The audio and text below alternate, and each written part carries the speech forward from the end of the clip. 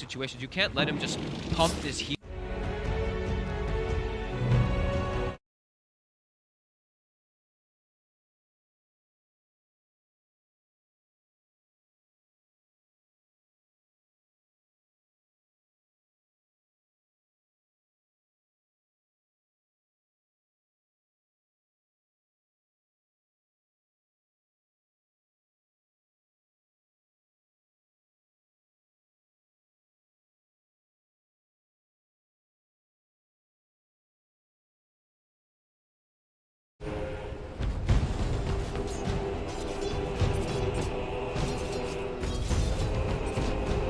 Gyro just popping off. And even though there's 2 Rexus down, it's the same thing. Sure, there's momentum that's going to side lanes from Undying, but... Eager to know Dying's whereabouts. Yeah, I'm gonna get that.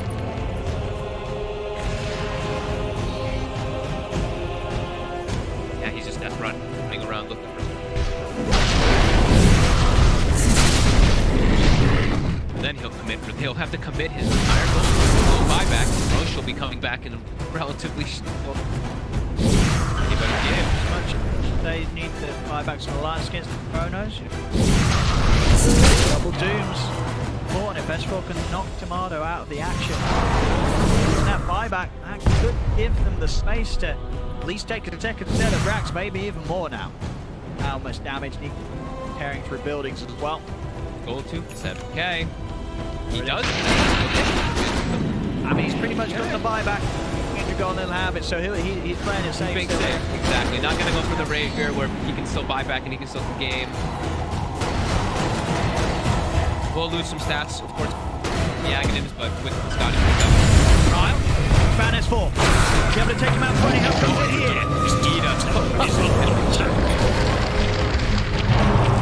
No S4. Roche with the bar back. Dying are going to try and hit though whilst there's a man down on the line. 50 seconds for that Roche hunt. You mentioned they have the constant push coming out from the bottom mid lane, so they can look to set up around top. Line lines. Yeah, lines just headed straight back to the end. Oh yeah. Refresher as well. Okay. I think this refresher might. I'm not even kidding. Here might just be to put the ult down to protect the gyro from being hit by the protect the IO and the gyro, right? Just drop 2 ultis down, absorb hits best as you can. I really think that's the full job this game. Not let your IO or your gyrocopter be focused by that range.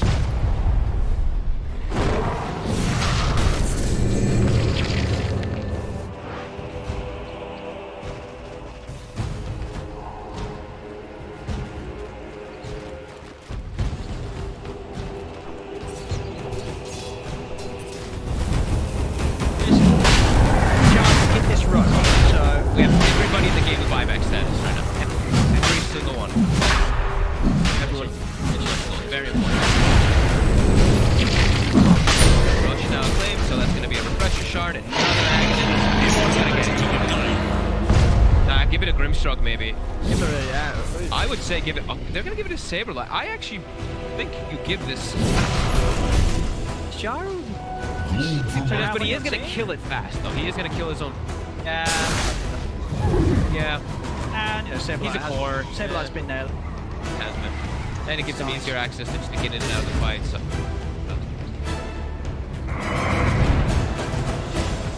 I want this to here.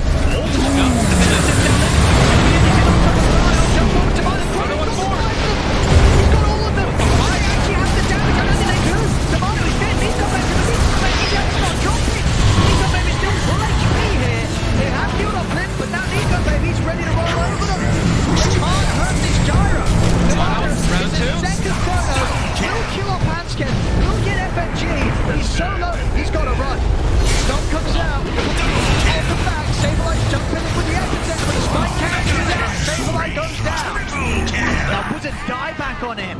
So Saberlight now for the 2 minutes. Good job. Gonna go over here, see if they can catch one. Cracks Undying. See if they can swing back into this. There's water stuff on the floor for some reason. Where'd that come from? I think that was Tomatoes, yeah. Tomatoes. From when he had the Mask of Madness from earlier, they disassembled. But he's got another quarter star. crowd. Whoops. Yeah. Quarterstaff's all over the place. I mean, that was how many buybacks did we have there? Wow, there's another one. There's another one indeed, baby. In the hex. The back up. Fear. Tomato. They put the damage to take down Reaver. Put the damage to take down Tomato. They have to pay him. They have to leave him in. Tomato's got anywhere to play his way out. He's got the BKB into the trees, goes for the TP. Anything to stop it. There isn't. Tomato will escape. Nope. Grim, no tanking. It's 3v5, Bone. 3v5, let's go. See what they can do here, Alliance. How's our buybacks Check the looking? buybacks. It was all yes before, now it's yes. No. Yes. So only the two. Dubu has buyback and so does Nico Baby. Nobody else does. That leaves Alliance in a favourable position here for sure. 5 up against the 3 of them dying. 3 waves coming in on the top lane. Can they even hold it? No Chronosphere, 2 heroes down. I mean, they just can't kill Nico Baby. They're so hard. They just do not have the damage. He's so tanky. They're not able to focus fire the arrow, and everybody was so clumped. 5-man Earth Splitter, it still didn't matter. Yeah, where's Tomato's turret? He's under attack. Yeah, because what happened to the MKP that he was buying? I was literally He looking was at buying quarter stuffs. I don't know what's happening here. I think we might have It's had just at base. It's just sitting at base. He's got nothing. Where's his money gone? Okay, I guess he did. Yeah, instead. Okay. But then he doesn't have True Strike, so that's probably a bit of a mistake. It's going to reduce the healing, but and slow down some of the attack from the ranged carry. But you feel you're just not killing this gyro. no, clearly not. After a full 5-man chrono. And where's his other quarter staff? But now he's lost that one as well. No, he had to. No, dude, that was a different one that Dubu picked up. Is it at base? I don't know. I have no idea. I don't know. I'll check the replays on this one, see what Tomato's been doing with his eye. He's making quarter staffs appear out of nowhere, and then he's making them disappear. Low buyback for him. And now he just goes, he doesn't have True Strike. Gyro Cup. Now got 8,000 gold. He's got all the money. 45,000 net worth here on Nico Baby. Arcane Blink. Still somehow with undying. Refresher. It's still rather wild that undying still. Oh, they got 2 free blessings. I guess that's what's. That's the pump. That's what's pumping it up. They got pumped. Man, I'm wondering, it's like, what if they'd given the refresher shard to Dubu? What if he had 2 splitters there? Could that have made the difference, perhaps? I mean, the two chronos did get them some of the kill. Get them the kill. It allowed them to get the supports. I mean, now the thing I'm looking at is Hunskin has a heart. Maybe you're going to be able to kill the IO. And if you don't, that is absolutely going to be a full HP gyro cup out of the fights.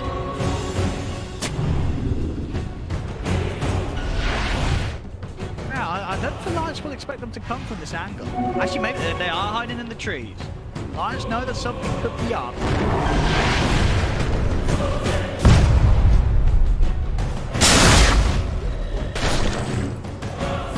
Baby's just going to push. They're going to be able to get megas. Yeah. Check the challenge. He's under attack. Radiant's middle tower is under attack. Dire's bottom tower is under attack. Radiant's middle barracks are under attack. Moonshot as well next. Sure. I don't know, maybe he had The some lightning sort of... procs and all that, you know, when you do your lightning procs, True Strike, but it is a lot of the damage that's going to be coming from Bryle as long as he... I really don't think they have the damage anymore. Kill these here. And especially with Limp going for this, I think he literally has to just cover them. If he just has his ult down around the gyrocopter, around the IO, they're not gonna. Or if he just gets the initial jump.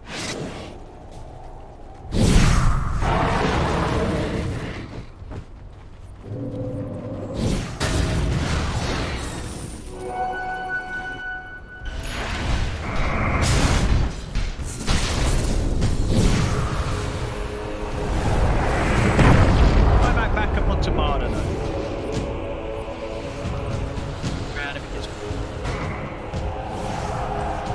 Good thing there's 2 of them there for Lions, as well as an Arcane Blink, so really fast afterward. Buyback. Dire's bottom tower is under attack. Cares net worth 11,000 current gold gyro cup. That's true. Money is not an issue for him.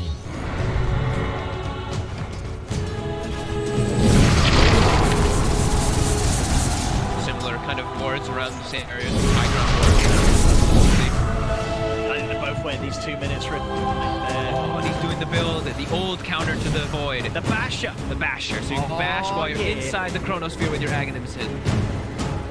Kinda missing slots. I mean, what's he gonna get rid of? They're all pretty good items that he has right there. After BKB's on cooldown, he can swap it. Yeah, I can see.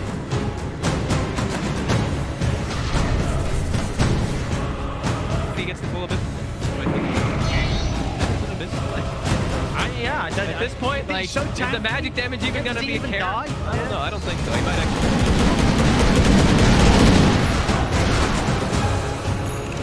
Another link. Oh, he sold it. He bought it and sold it. Hey, yeah, fine. It's selling all over the shop. Mono getting his own refresh next. Still no MKB. Doesn't want to buy it. I think maybe he had an instance of a port staff, so he's just had it with it. I thought maybe I missed him. There was like a challenge or something. Wait, did you want to get like a True Strike challenge? I mean, honestly, True Strike isn't as good as it was back in the day. Sure. But it's still, it's some It's True not Strike. absolute True Strike, but it's pretty close. Especially when you have Maelstrom as well. You're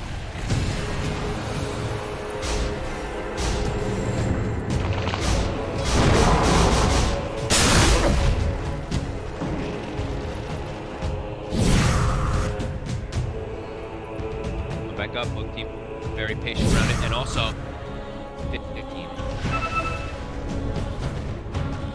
10 seconds. Kill the items, baby! Oh, it's honestly been so much action. I've lost track of time. I didn't really realize it was 60 minutes. Yup. It's just been a lot going on. It's been a lovely game. I think we found ourselves here, 60 minutes right. Any busted in what's the hot stuff? Is that?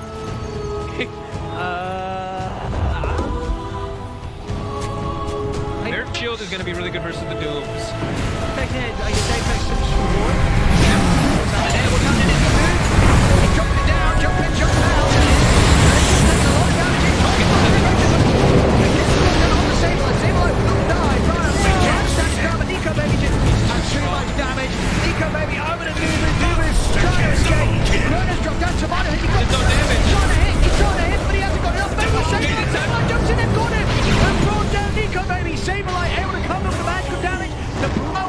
This incredibly tanky charge content. Nico maybe flying back, trying to teach it over, but Tamana's now ready to turn with the help of Graal's buyback. They take him down one by one. Limp's into the trees, are they able to find him? Saberlight. Oh, nothing to stop him.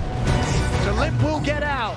Undying using the triple buyback there to get that fight going on the side of Alliance. Just the buyback coming out for Nico, baby. Now it comes out from Hanskin as well. And S4, his buyback just came back available, and he'll use it straight away here to get back out on the map. Maybe see if they can do something once this Chronosphere is down.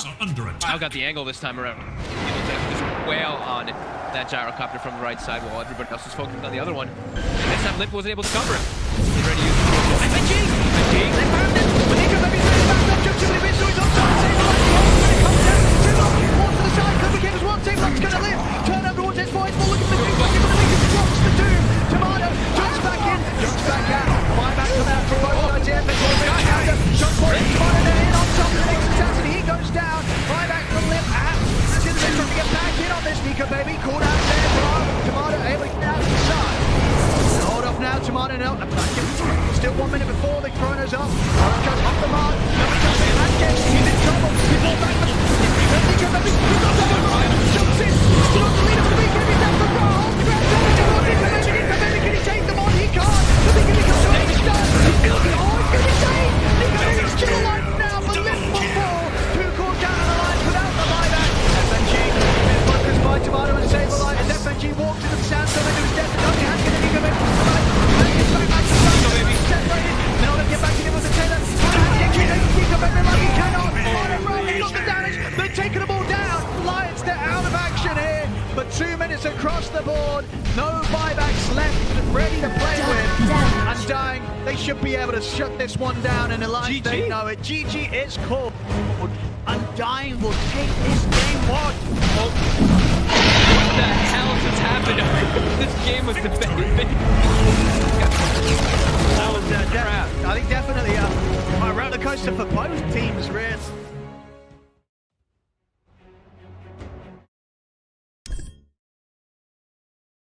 Yeah, you know, that's actually an interesting thing they bring.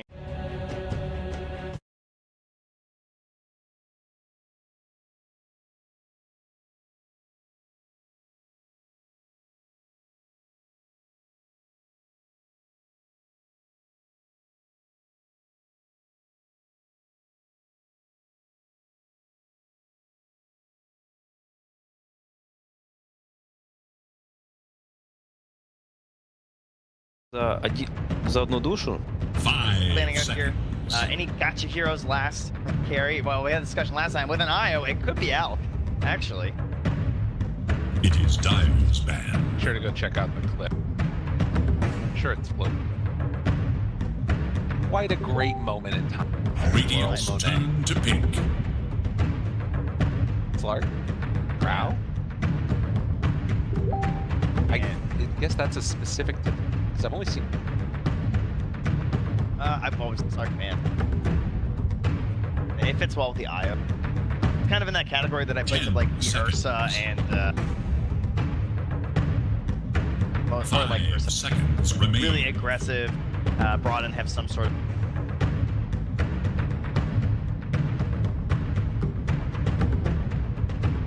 You know what I'd love to see?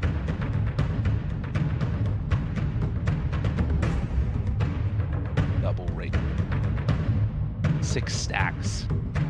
By Roche. A lot. You don't want to play with my morph? No. You don't want to play with your SF? Both. Diamond must choose. Lion. Let's go, White Mon. I really appreciated it last time. And that, of course, is going to put the Monkey King 1. No real mysteries here. But, I mean, how good is Monkey? Pretty nice. I really like the Wukong's command versus the IO +1. That is a helpful AoE that you can use versus them. Plus, even the Boundless Strike, you already have a multi. 5 seconds Well, I think that remain. there's some interesting questions to be answered now to Astro Draft because have a lot of damage with SF, magical and physical. Got good control. Select They're gonna your go back hero. for the Ursa that Make the you're talking ultimate about. choice. This looked good from Monet before. IO Ursa is quite strong and who was it against OG? Yeah. It looked really good. Do it again though. Status resist. Busted. Look how good it is. So much stuff he's just gonna like burn off. He has it like by like White Mon camera. Cool Yes. doesn't help that much. Saves yet from the Shadow. Yeah, they picked Legion into Shadow Demon by the way. For a lot of Legion. Wonder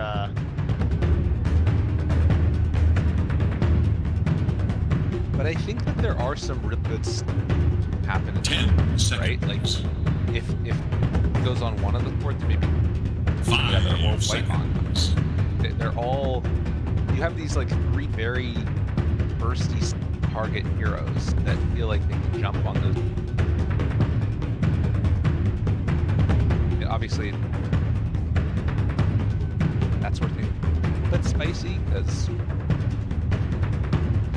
hero. I wonder if.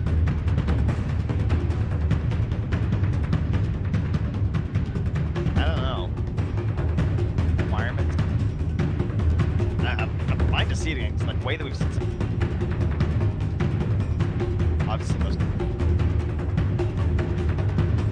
来呀来呀 The 来 thing 打 that we 我 don't 呀！ see 你这么菜，你的队友不会生气？你这么菜，你的队友 Seeing a 不会 lot of 生 blade 气吧，哥 bursts, so I guess 哥？ the question: swap out the blade. Does that actually? And that's what I'm. I think if there was a hero, if there was a player to do it, it would be. But I don't know if it does feel tough. We'll have to see. Game number 2 on the way is T1. Build off of the success of that last one, carry this over. Huge for them. Group stages, start them on path. Now at least. You want me? Sounds yeah. curious about the Monkey King. Not a lot of great tools available this month. Buffs. You know, you look at this Ursa, he's gonna have like Chow Demon to help. IO tethered. It's like Monkey King's when it is actually core, it tends to have left. That was just Yeah, in terms of that like farm acceleration, not really that much that helps. Success! Hello, how are you? We're gonna come give you a hug, and they chase him down the hill. Oh, look, I'm chasing you. Right clicks come through, he's another one, but not gonna get it for the kill. Good escape by Aster. now can they actually bully them out of here? At the same time, they drop a sentry there to block. 30 seconds and Very counting. frustrating for Shadow Fiend of all heroes. Desperately relies on those. What I was gonna mention, we got into that one, is I feel like there is, even though there's not like acceleration in 你 terms 这 of 么菜， like 你 a 的队友不会 bloodlust 生 or 气？你这 something 么 like 菜，你的队友不会生气吧， there 哥 is 哥？ really good heroes for Vox Command, and then of course the stuff that you get from Zephyr of the minus arm. Like there's sort of like They buffs that way that help hard Monkey to King, get not here. like directly. It's time now for the final fight. Right out of mine is backwards. Turn into T1, getting 3 bounty runes again. Row there, so I mean, led them to victory in game 1. Hey. Clearly, that's what decided it.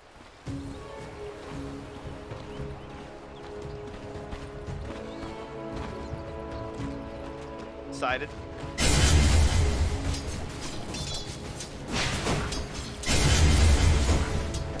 Feels like they really need to try and just bully Lana. Run at him with Zephyr, try and punch him, but then there's a scary bear that Zephyr gonna be needing to utilize it as much of the bonus damage as possible. Please. Talked about that different level 1 Ursa and the T Radiant's start tower to is stack up under attack. these levels. I think in our last game too showed the Earth shock to the Earth. He had a worse laning stage. Right now he is more. Are so good. Could be worth keeping our eyes on this one. Progression. Mid lane, White Album, 4 and 2 versus Carl. Starting with those raises first. And a little bit of a lead like there. Although there was a couple of like Carl. Bottom lane, they're going for some plays on the white mon. So Morax has done awesome stuff up here, but very frustrating. Hold it all the way around to the tower. There's going back again, but this is a monkey king. Yeah. Oh no! Oh no! That He didn't wait. was White mon. perfect. All right. Well, 4X just like really outmined game there. That's really brain. Good. And then goes right after the first sentry. It would have looked sick if that low ground. Maybe even would have baited him into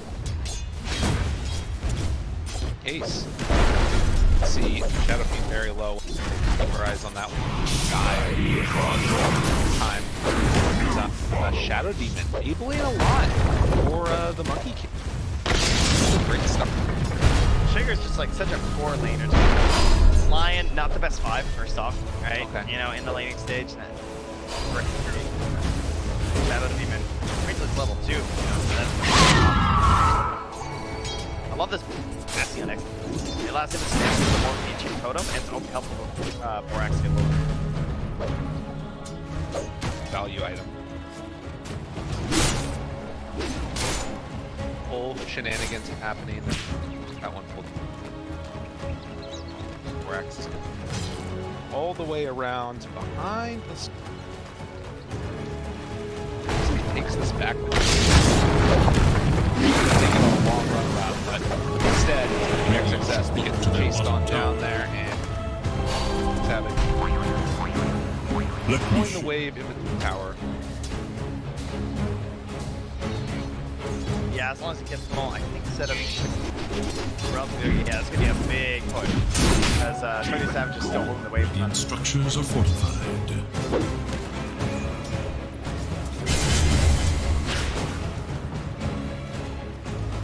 Shoved out. Small camp, but blocked as we talked about with that initial move. See also that Queen of trying to rush immediately into that orchid. get active. The 4 minutes split has ended. There's no look at this room coverage though from P1, right? Yeah. This is a Shadow Fiends game. It's when your team die. So they just like when the enemy two supports, they take both your water rooms. I think they stole his bounty rune as well. Dude, this guy can't catch a break. He's got COVID. He's like people running into his lights. Poor fella. Time for someone to get real aggressive here pretty soon. Might have asked her if people want some help. Don't forget they also blocked out a small camp, which still hasn't been fixed. So they have really ruined this SF's game. And he's still leaving. Carl. Careful there. It's up the stick afterwards. Has to run in. Oh, man. 20 HP. The raindrop coming back again. That's the HP steal right there, man. For a wraparound. Get him. He has the Radiant Ward down bottom, so yeah, I think he he knows he's making. So this is just that value coming in. Dagger. Yeah, there you go. All right. That's the difference in this matchup now. That little bit more HP. I love it. He's actually jungling here on Earthshaker under an OBS too, so White Monster's stealing the XP. Great stealing support player. Nice, PC. Charles just tipping up. Annoying. Shadow 这么菜的队友 Demon 不 falling 生气吧， around a 哥 bit. 哥？ Whoa, Carl. Very Got close. disrupted. Shots have raindrops back up again now. This might be enough to keep him alive. Raindrop, blink out. That was a little bit scary though. There he still had the stacks. Yeah. Great. Not going to be enough. And Kudu going away all between the tier 2 and tier 3 here. So this is the sort of things that end up being lost. You can't really keep that pressure on. I know, it's nuts. Friend of the show, Kyle, we'll call it backlane. Down, looking for the stop afterwards. Eventually going to connect, and then the Haster and Carl moves back in. They decide to go on White Album. They're thinking about VONIX there. Scary. 3v3 they're going mid. to deny the rune. Zephyr gets it into place and takes it. Oh man, miss forward, chase out. White Album wants to go for the raise combo, but then it's to save him. Sonic Wave afterward was almost enough. Can they kill off White Album? Yes, they find the first blood at 6.5 minutes. Now 23-7 shows up, wants to chase down, fissure out, land him, limit. Is it gonna be enough? They chase that IO down. 23-7, very angry. What's the opposite of Rexus? Big old stick onto Borax's face, but wasn't able to finish off Lenham. You know, more of it. Oh yeah. 2 kills to 0 now, and well, with all this happening the middle lane, top is still just Cuckoo, Farm, and Bonnie. Similar to what happened last game between Savage farming up top of the Lifestealer. Monet is going to do on that Ursa. Carl clearly having a bit of lag here. Oh yeah. Yeah. A little bit of cover.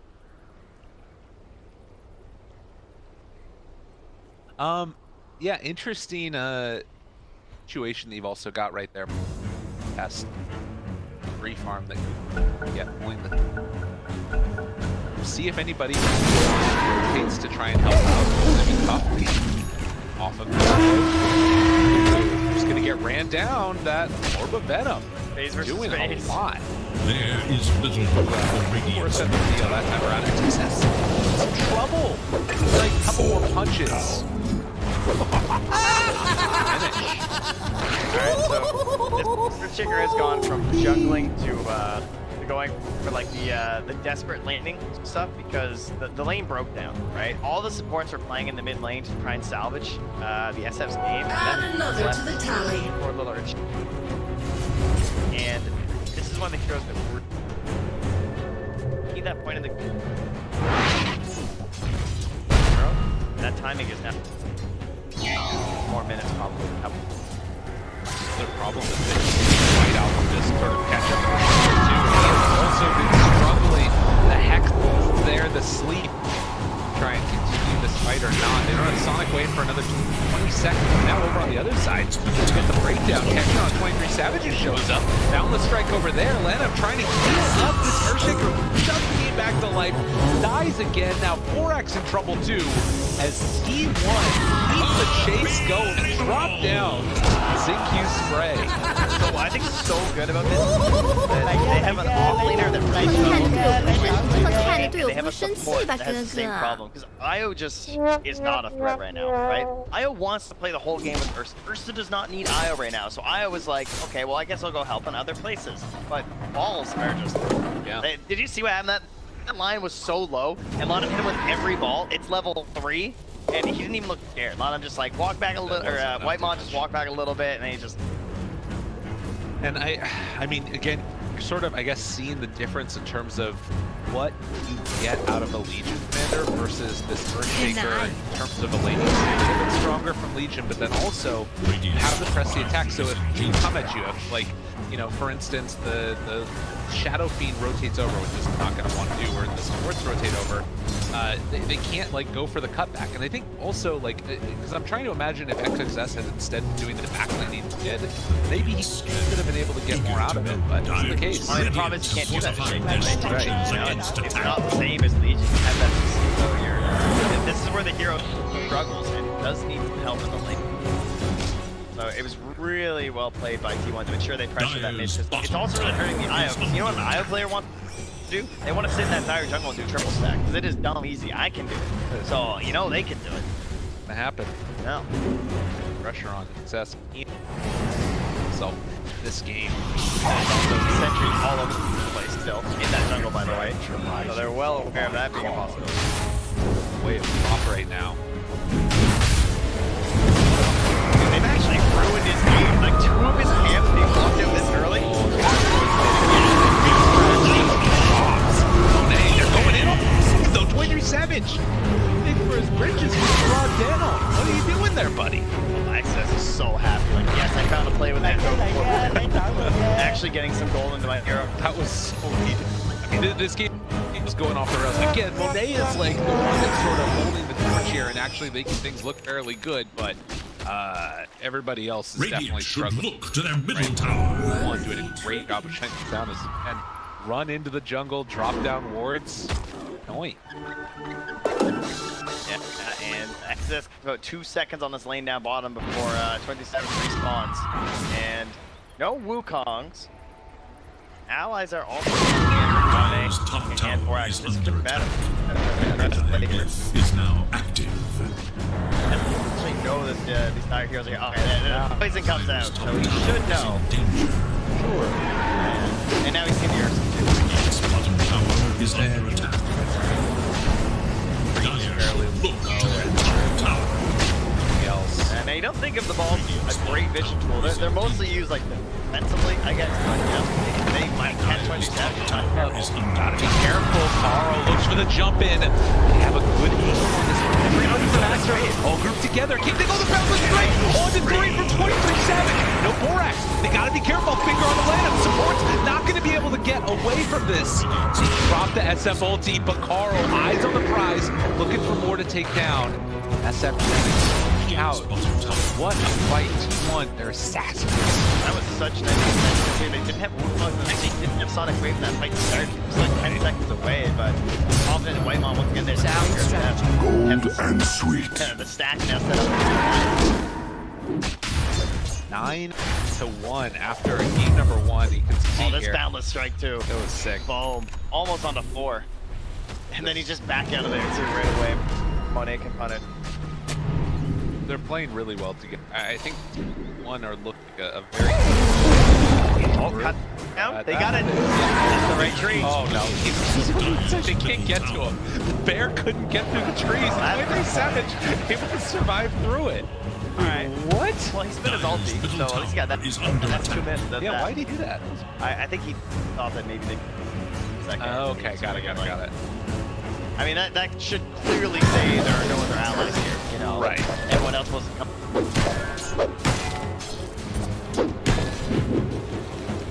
Still, they get away with one, right? Would have been a lot scarier if you blew Savage there again. Cuckoo right now, they don't have a great hero coming each moment. Monkey King doesn't have, like, you know, not that battle period, not that powers. So Cuckoo with the armlet cut straight through the. Get himself into a blink dagger. Sure, it's gonna be later than Shaker, which by the way, well done XSS, honestly. To even recover this much, I feel like he could even lower it. You know what smoke's gotta be coming. It has come at the cost, I think, of White Album. I think C.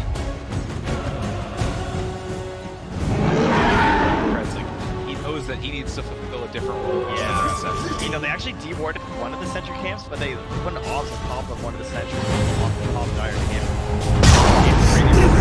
There's the reveal. Big dunk onto Carl, finds the kill, and now looking for Zephyr. They get him both. That was huge. That's the reveal that you need. That is such a dream scenario. What? Right away, what a turnaround. The last couple seconds there. Corrosion. We have Shadow Beam. We're right in. We got 1 level presence. That's fine. This is amazing. After with a huge turnaround. And now going to claim an objective. Can we even go to take the tier 1 hit afterwards? Probably not worth it. Just go jungle. Okay. Fair enough. I'll be happy with that. Well, impressive series of events there, and that's what the Shaker gives you. That's actually crazy. They just got that double hit on the dunk. That is like stabilized this game. So what was looking like a potential ramp up and snowball situation where, I mean, when this blink's done on Cuckoo, they're just gonna run it, right? They're gonna be on your side of the river, and if they don't get that Roche before then, it's very unlikely they get that first Roche for the Ursa. And we all know how important first aid is Ursa, so you can actually want to do some kind of YOLO reload. Super needed. Yeah, also catch-up will start to happen for Shadowfire as well. That one fight into Roche set him up for having the Dragon Lance now and getting a little bit tankier. That series of events and getting the Blink Dagger makes up for everything. Whitemon, get trees. Come on, Whitemon. Gotta dig. Well, let me channel him. Dig. Alright, I gotta text him. Whitemon, use your shovel. We have to stay. You're not allowed to leave, JJ. Stay on. I don't want to see you leave this. There are gonna be kills across this map. I want to see this shovel. We're in a dangerous position. He's gonna taunt, but he's not gonna dig. This is where we are in professional Dota. Hey! Oh, no bounty. All right. 9-3. Taunts and chat we aligned. That, to be fair, Whitemon is like a character, you know?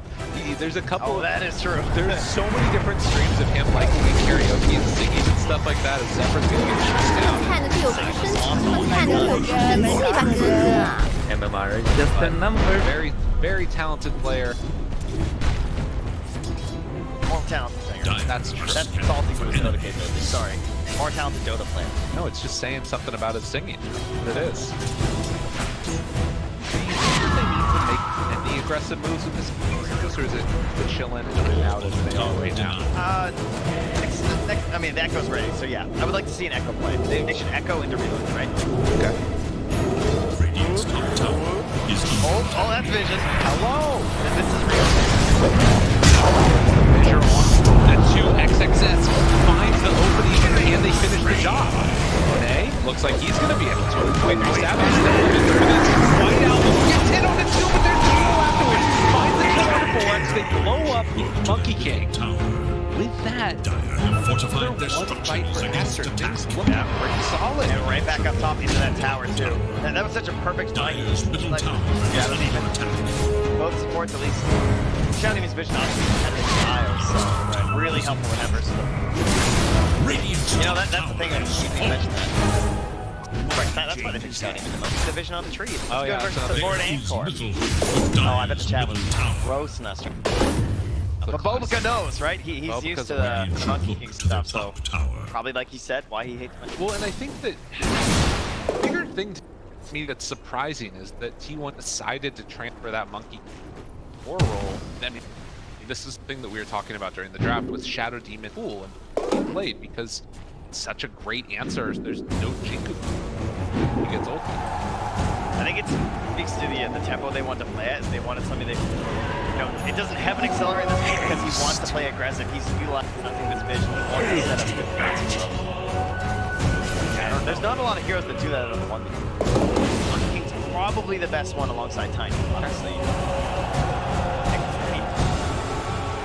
be after this Tizo plays. Radiant's courier has been killed. Takes down the courier. That was the halberd. I don't know. And the way this game is going, it's feeling like Renee's going to carry it. I think T1 need to make a big play. Radiant have fortified their structures against attack. They have their own wombo combo set up. Big stomp. On Zephyr. He's got it. Press the attack. A little bit of a misfire there. On the stun, Carl found the back line. Save from Borax. Support saving each other. Can't save from that one. Carl gets the kill. Will win. For more. Nice. Monet. The chase. Another stun off the mark. White Bond. Nerves there, but yeah, the Aegis only 40 seconds left. Aster will retreat. So that was all Zephyr. Because Zephyr played. They wouldn't be in the same stomp range because Monet was committed for the kill. But then when they got the spread out like that, that's when the Orchid comes in. Okay? So there's no real like winning situation. I guess Monet Lana could have went like north instead of off to the west, but taken there perhaps with excellent one. You know, tower's gone, but they made a play in the mid lane. Zephyr, one of the two players on the Indonesian, and the first time we've had an Indonesian player at TI put on a good here. This game number 2, Makuku, he is going to drop. He's going to get caught there by that ward placed down up on the high ground. Aster knew where they were going and immediately able to get down. 20-minute mark now. Right today. At least when he comes back, we'll have the Albert. So he'll have the full Albert for the BKB fight. Let's try and utilize is under attack. Damage. But of course, BKB is still ready to Monet too. Almost into a blink. Oh. Okay. Yeah, this is a big scary bear. Again, got like these counters that are just. It's starting to feel like the snowball is going. The Aster are exactly where they need to be. The next Roche fight to me feels like it was one of the other turning points there.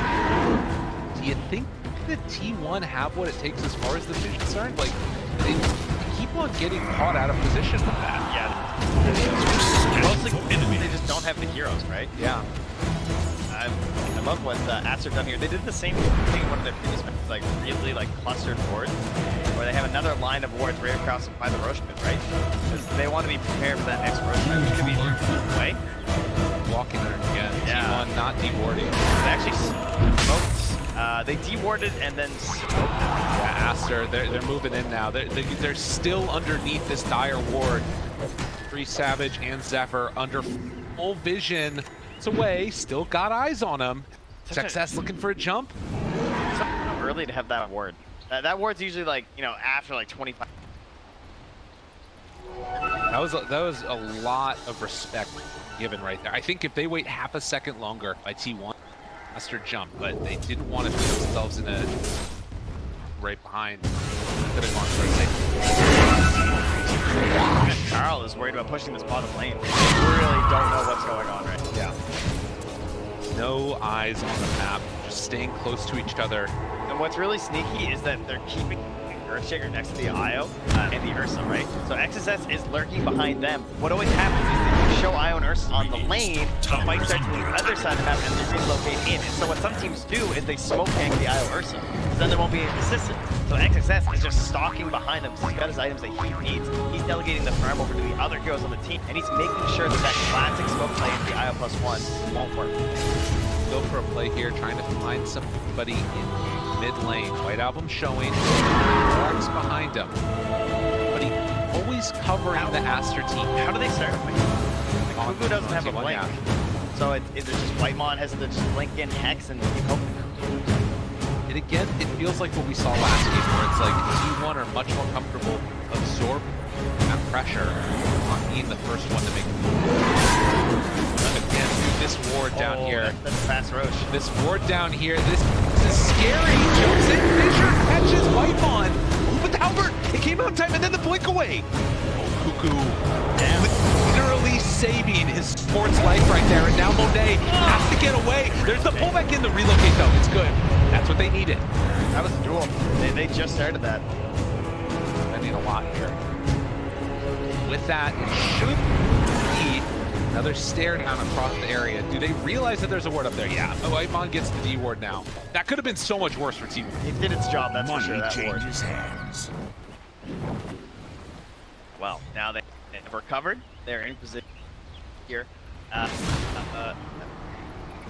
Their initiation struggle, right? Whitemon. They're gonna smoke up. They're a bit split map. Yes, they have relocated. So if they could get a burst down to one of these heroes, still put them in a good fight, even if the kick comes through. And that's the hero. Now get a Morax trying to get into position and save him, but is it going to be there in time? No. The silence afterwards, they even had the board get ready for Morax. Jumps in, call there, ready to go afterwards, big steal moment two, and the Fisher, XXS, trying to salvage the spread's height, but is it going to be enough? Savage there, and ready to beat away. They land him an XXS off to the side. They don't want to buy back.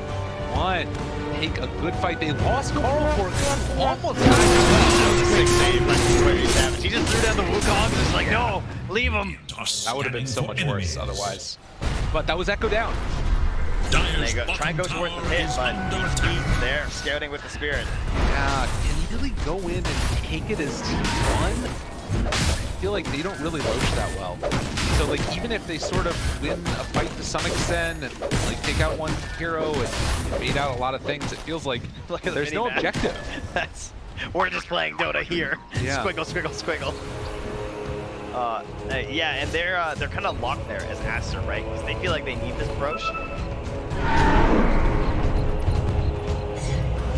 Feels like the dynamic is definitely shifted a little bit. The jump in that we saw there from T1, where they are trying to make a move on the other side now Monet goes in way at Roche. Carl has no team. So they can't fight. There's a run there on the wing. Just showed on the map. He just thought they wouldn't do it. Savage. Right on top of the outside. Aster, no vision there. There's the jump in. They get it. Monet able to get that Aegis. The monkey kick is just going to get ran down and killed. And now looking for more Cuckoo. Disarm, but there's the Diffusal Blade. Running in, blocked off with the fissure. And T1 loses two. Carl not there with the rest of the team. I actually felt like it was a good play when Carl did it. You know what? I actually think he keeps them locked down here. He can go front of line towards that next big item. Show or what happened? How did they know? I think they just, it's not so much they knew, it's just they had confidence. They say that Monet could start it. And I think Team felt like they wouldn't do it with the constant threat of the spirit and the vision, right? But Aster just calling their bluff really is all it was. Yeah. That big win for Aster. They're going to get Aegis, Shard, ready to go, take down this tier 2 tower and try and suffocate out the rest of the map. One left searching for answers. Bottom tower is under Big attack. Monet is 17,000 net worth. Yeah, and the Shard is just... Dire's bottom tower is under attack. Now ready. They just have to wait for him for last, but like... Fights. This guy is scary. I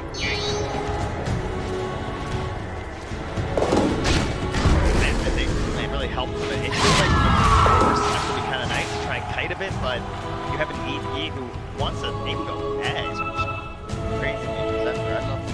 Bags, man.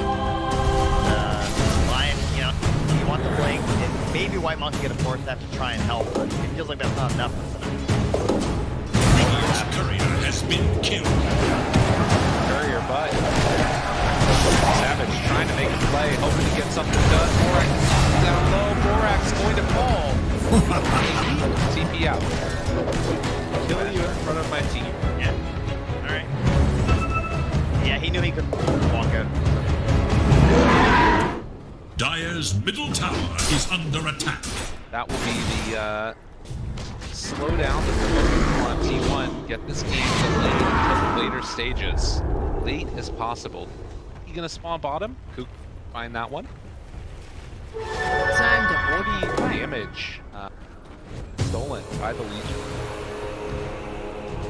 You still have kind of an awkward spot for them, I feel like, where the Charge should hopefully be able to salvage things against the Shaker, but at the same time, like this, if it's a Pistol Blade, we just have queued up right now. It's like, item.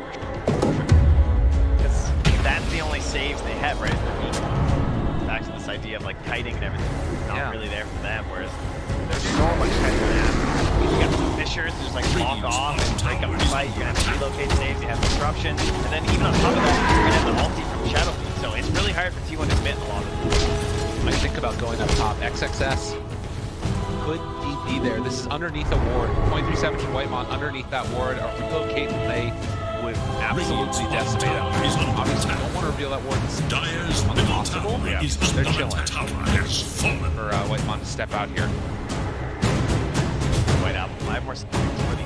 There is a sentry on the ground, so he gets super confident. It could also actually be its turnaround though, right? He would walk in, like right now, this could be bad. Oh, but he knows. The creeps are following him. Of course, they have to see him. Hell's Gates! That reveals It was your better own to lose the Lion. fault. So, back to our next staff queued up for the Lion. Legion trying to get back to the afterwards. White out. That was the talent out plus 3 damage per skull. So right now he's hitting for 3. Good. But dropping. He's in the area though. There is a sentry down. Spirits getting close. Another ob sentry, man. Yeah. Really. Good look. 1A was ready. Jump. 1A. That's terrifying. We'll retreat. See, I mean, you're kind of just chilling out in the jungle and not able to farm that much on the... I guess they're going to depend upon some of those other cores to be accelerating. Hoping that Carl can get up. Keep guard right now. That's big. That is more cutting than maybe in the heel, which is nice.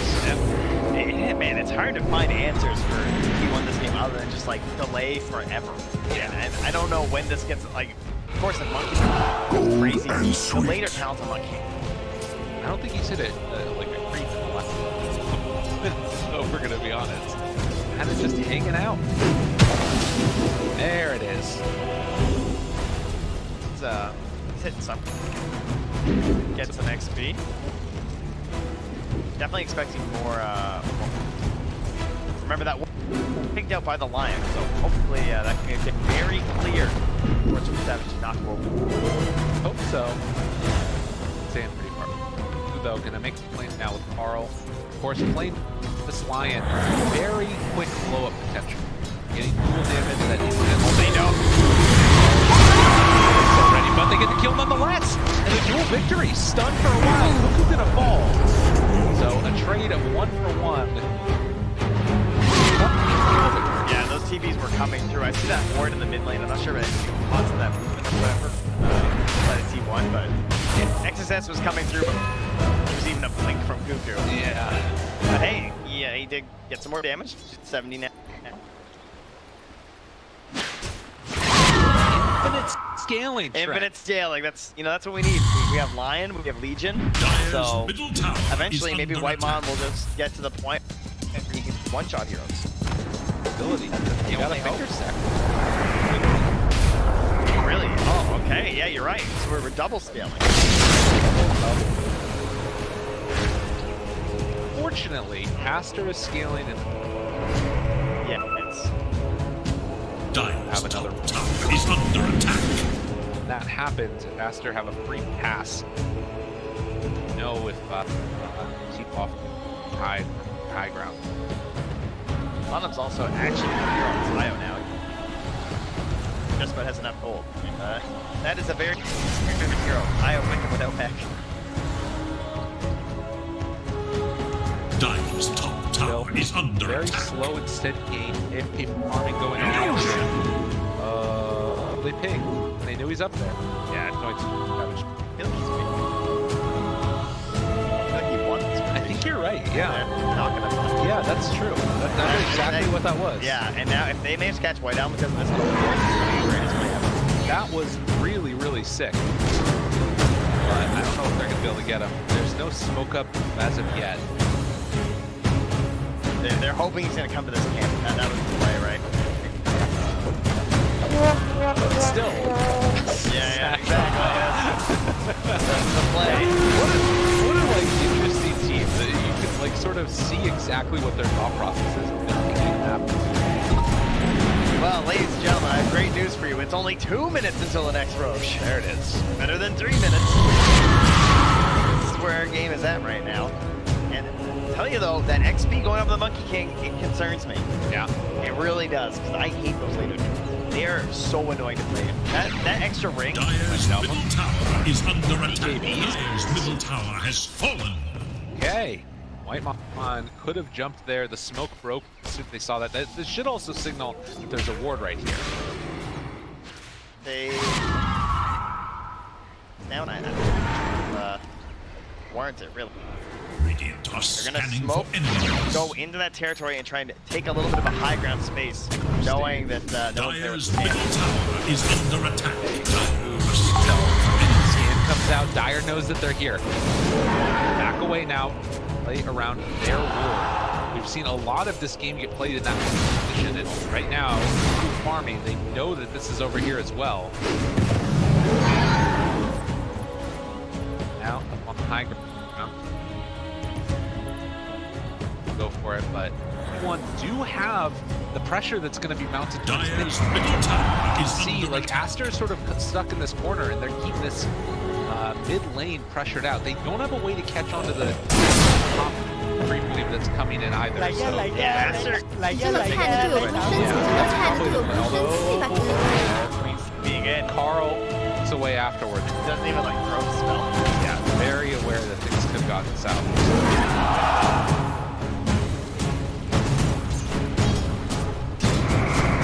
Towards mid, Aster still in front of that tier 2. And they even just show on the way in. Yeah. They're fully telling Aster what they're up to. KD done. Hey, Can Kuku actually get the beat? It's coming in on the courier. Do not let this one die. the vision right now I is very can't weird. believe he's flying right now. That's kind of That is so dangerous. They see it now, like they see them on the tier 2 tower over on the side of the map. Double damage. Savage fixed that one up. Vision game right now is a very weird hodgepodge. Got White Bond taking away this one. This is a good one to get off. So now Aster are kind of encapsulated in an area without vision. There's only one board that they have, and they're not even playing near it. Walk up a high ground, 23 Savage pop the ulti, Monet blows them up. There's the stun now, trying to take down one. Lana, a little bit of trouble. I success thinking about going for the jump. Aura finds him, trying to kite Monet to the best of their ability, but the save away from the Sonic Wave. What a play! Thorax able to get there in time, and now Cuckoo in some trouble. White Album is following the Fissure block off. Who in some trouble? Will they kill him? Yes. He's under attack. In spite of the lack of vision, Aster in that fight. They did so much to try and set themselves into an advantage. Like, they know they're behind. They know that the tools they have right now aren't on par with what Aster have gotten. Both the heroes and items, like, the situation they found themselves in without getting a big snowball. Dire one. But Aster, that's the best case scenario. Right? You jump up the high ground like that and just kill the lion. Yeah. Beautiful stuff. Perfect. A bit too far forward. Again. What was it you said as we started? If you were a Thunder Predator fan, Yeah. the only thing you don't want is a 1-1. It's true. It makes a really big difference. And likewise, this sets up things to be kind of interesting for the upper bracket, hypothetically, as well. Like, for Thunder Predator, these guys going 1-1 really hurts for each of these teams. I think it's okay. It would love to be 2-0, but it probably means that upper bracket is out of reach for each of them if it finishes the way that it's starting to look like it could. But group stage always mess. Okay, but what if T1 does that? How are we looking? If they do that, then things are really scary for Aster. Particularly because, again, you have to keep in context, Aster played against like a 9 on day number 1. Oh, yeah. And that's a game that you realistically, I mean, sort of where you're at, but it feels think that was really good luck for a 9 to get that parry on. They're playing with 86. But Aster is the type of team that get better with each and every day that moves. So we'll have to see. Time will tell, but this game, if Aster want to keep their hopes of potentially an upper bracket berth in their mind, then they're going to have to win this one out. T1 really love to be able to close this one, rather make a comeback happen. That Roche should be they also have on the air side too, so that is 18 seconds. I mean, for 13 seconds, not in range, and then in those 13 seconds.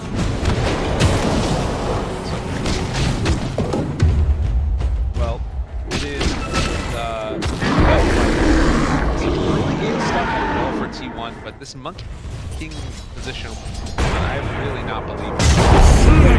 Echo! What? They catch him, but then the turnaround comes so quickly. Monet, the relocate comes in, they're draining all of his mana. They find any kills, there's the duel. Meanwhile, on the other side for the SF, point. So they have trading 2 for 1 there, trying to cut it out with Ursa now. As the Sonic Wave is done, they burn through that Aegis. What was this fight from Aster? Trying to chase the through. Carl keeping him under control. The Axe is there. They want to bring down Lana. Zephyr pulled in, but there's going to be the dispel. Can they do anything else afterwards? Carl backs away, still hiding, silent on the side. Whitemon gets caught from Monet. He's completely out of mana, and Lana can't get him out of here. Dropping down somewhat low. There's the chase down. Carl gets the blink away. Revealing Lana blinks out yet again. VONIX living through this. The pushback, unbelievable. Cuckoo looking for round 2, trying to chase down VONIX, but he's also forced that play. Heidi is there perfectly. Whitemon played this game about as good as he could. But 23 Savage gives him the tip, and then the jump out from everybody else. What a fight! Yeah, they went for the jumper break. He went Fisher into trying to force this fight on the tower, but Whitemon was just spaced far enough back. They didn't actually get stunned by the aftershock, I believe. And that's what started the whole chain stun on the XSS and led to his death. And the echo or the psychic headband pushback on the Ursa to keep him alive. Like, so many solid performances right there and able to control. Again, you look at this one, jump out happens. Yeah, you can see Whitemon gets the hits right but there, he took the damage from the echo, but didn't get hit by the aftershock. Jeez. Yeah, that is brutal. Oh, that's a little unfortunate. Could have obviously went a little bit better, but man, once that Wukong comes out, I'm telling you, it's a problem. You know, it is a major problem. And when you get to 25 and it's even bigger, it doesn't matter where your net worth lead is. It feels like you can't fight, especially as a support, right? And they're pretty reliant on their supports for the stakes we talked about. And the delay from T1, this game was in a much worse state than but T1 delayed for a very long time. Good pushes out on the side lane. 23 Savage constantly going for treat eye on them, baiting by jumping to that ward and jumping back. And now we have some kiting tools available. It started with the Shivas. We have the Yule Scepter on Zephyr. You have the Force Staff as well on Whitemon, and that's like a headbang he said. Now we can get into a Ghost Scepter maybe, or his own Yule. So like actual tools on every hero to try and frustrate the group. Of course, the Ursa eventually thinking about maybe a nullifier or something. He might have to work. At least for the opponent. They wanting to get the online first. Everything that they possibly can get, but again, it was also around this great board that's placed up here. They want to make sure, and they have we seen this before? Yes, indeed. Savage jumps in. Are they going to try to go onto this guy? Where do they jump? They have the vision. They have a sentry down too, so nice swap this. Oh, Borax goes in. Oh, hello! Blink away by Whitemon, and there. Fool me once. Shame on you. Back to the push out. So mission successful, T1, and they gave everyone what they wanted. Another Roche, but that's what we're going. Here's the thing, like Monet is 11k gold up, but stay on these targets. Oh, I know this one. I know.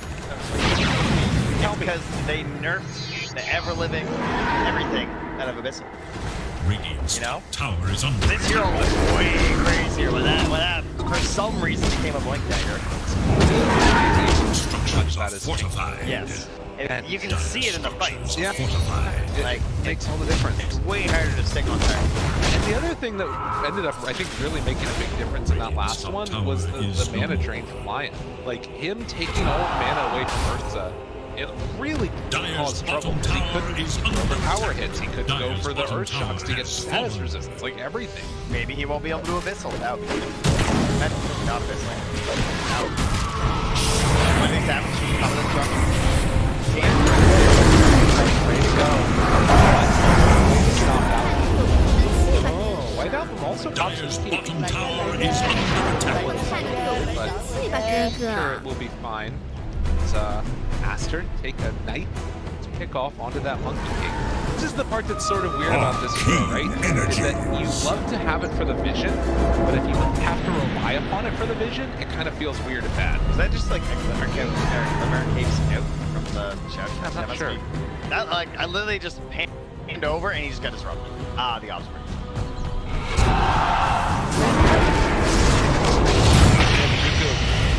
Your staff keep him alive. Pressure. Mounted up on the high ground now. No Monkey King.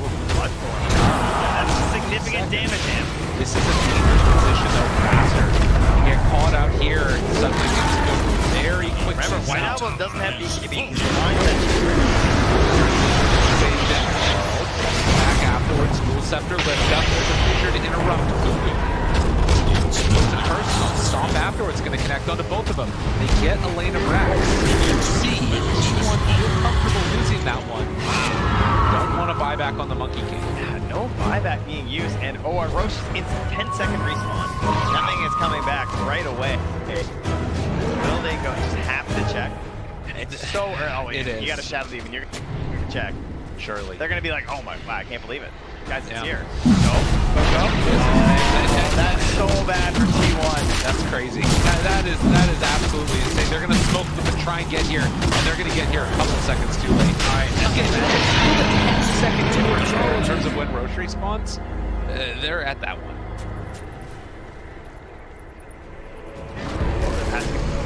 Shadow Demon. Oh, let's go. Excellent. And this one's so one of the best eggs we've seen before. Can T1 do this now? You've got Double Cheese, Shadow Fiend, Io, Aegis on Ursa. And then, of course, that Aghanim's given over, and this is now a really huge lead for Team Aster. 25,000. Gold There are a couple of things there. Obviously, the Shivas. Is there any other thing else? So, not picked up yet. A Scotty done for the Monkey King. That will make a bit of a difference. They're on closeout time. Shot the eggs into the mask of Madness from Cerberus. He's trying, doing everything he can to salvage this one, and then thinking about the crit stick 2 into the Daedalus. It's definitely desperation point. Yeah, it's got the Astral Spirit hero attack damage and the 100%. There's a hope, a dream. Zephyr says, I'll take it in my own hand. Jump in, find one. That's a great one to get. Disarm with the BKB. Wildmon's shooting them isolated on the other side. There's the Sonic Wave. Think about in trouble. Pops the cheese early. All on top of him. This fight can't go good for Aster. Oh, then takes him down. They fall back on the Shadow Demon to get into there. Now the control onto Monet. What else they got left? Jump forward. Is it going to be enough? No. They got him slept. Monet still being kited. That's a lot of buybacks. Look at this. They buy back on everybody and they jump away. Just run. Monet, he wants more. This guy's crazy. You've won this fight. They want to try and get out of there. They'll get the kill onto Whitemon. Fine. And T1 managed to pull this back. Look at the gold swing. I gotta see this too. Like 2,700 Queen of Pain just laying it all out there too.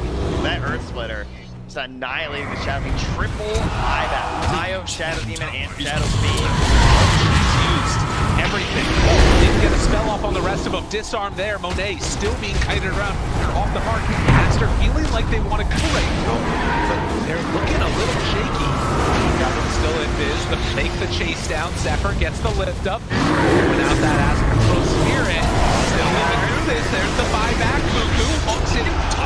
comes out afterwards if they want it. They have the stomp onto 3. Do they have the chase down? They get the eye open. The disruption is there. Do they have enough after?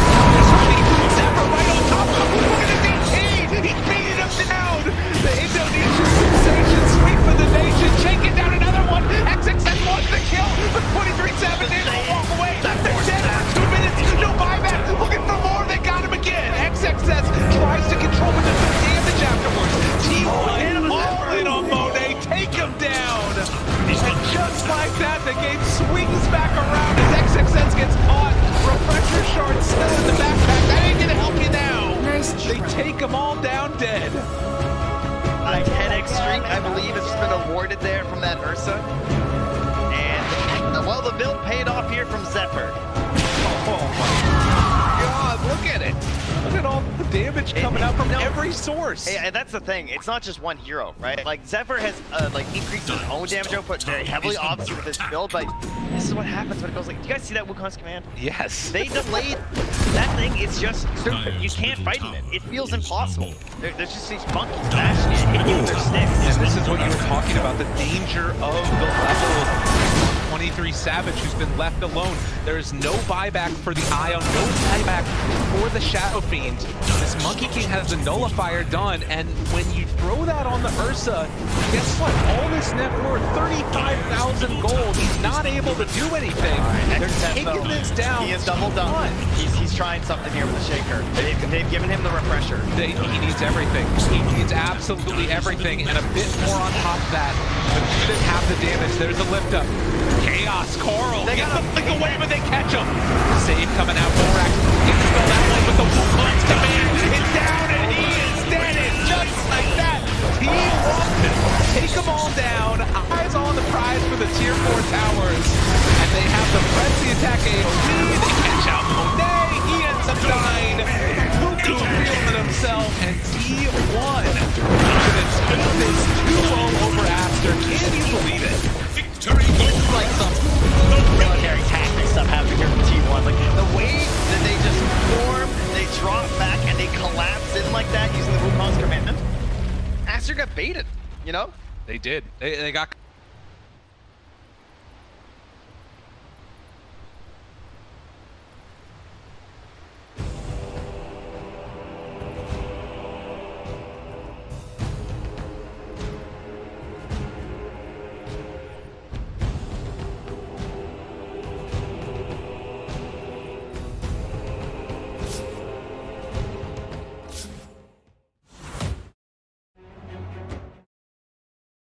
With those bad buybacks in a situation like that around...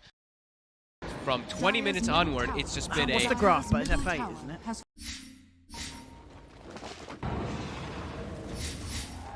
But even though... There we go. So yeah, look at that. Ever since the 20-minute mark,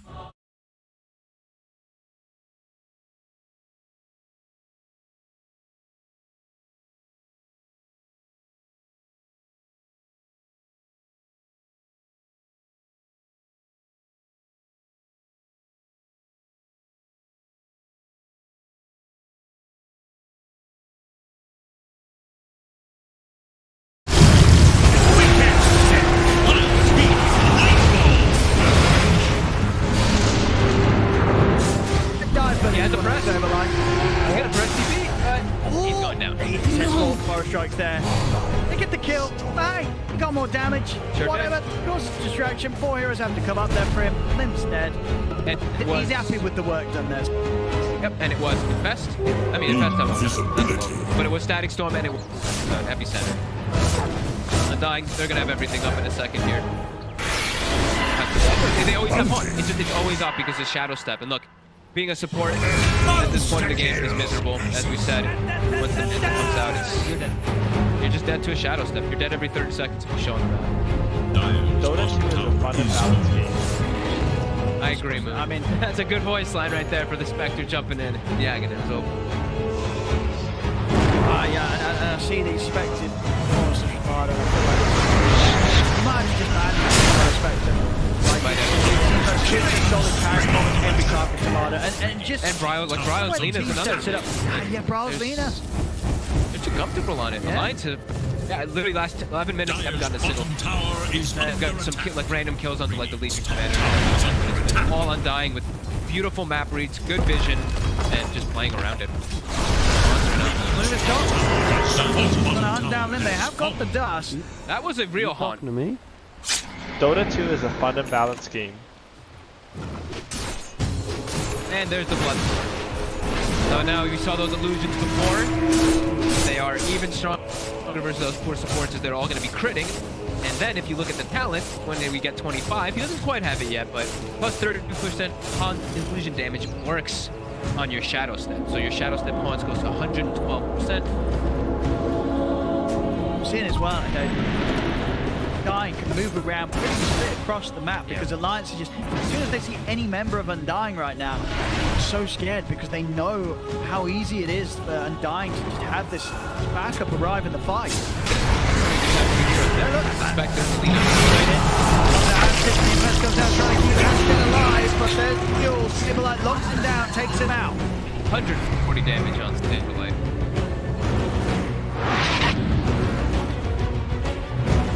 Down to Saberlight, they'll get him. You talking to Him me? up, as usually is the case.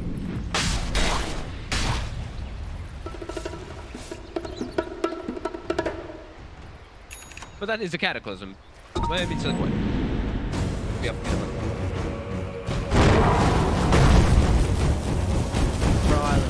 Tomato. What are you going to do against them? And he already has MKB. What are you going to do? He's already got the True Strike after that Silver Edge. Silver Edge also wouldn't be better items versus Lifestealer because you are a double And oh no, and he appied as well. Oh, wait, whoa. You talking to me? Kept the hammer off that. And now Nico, baby. Well, This that's not.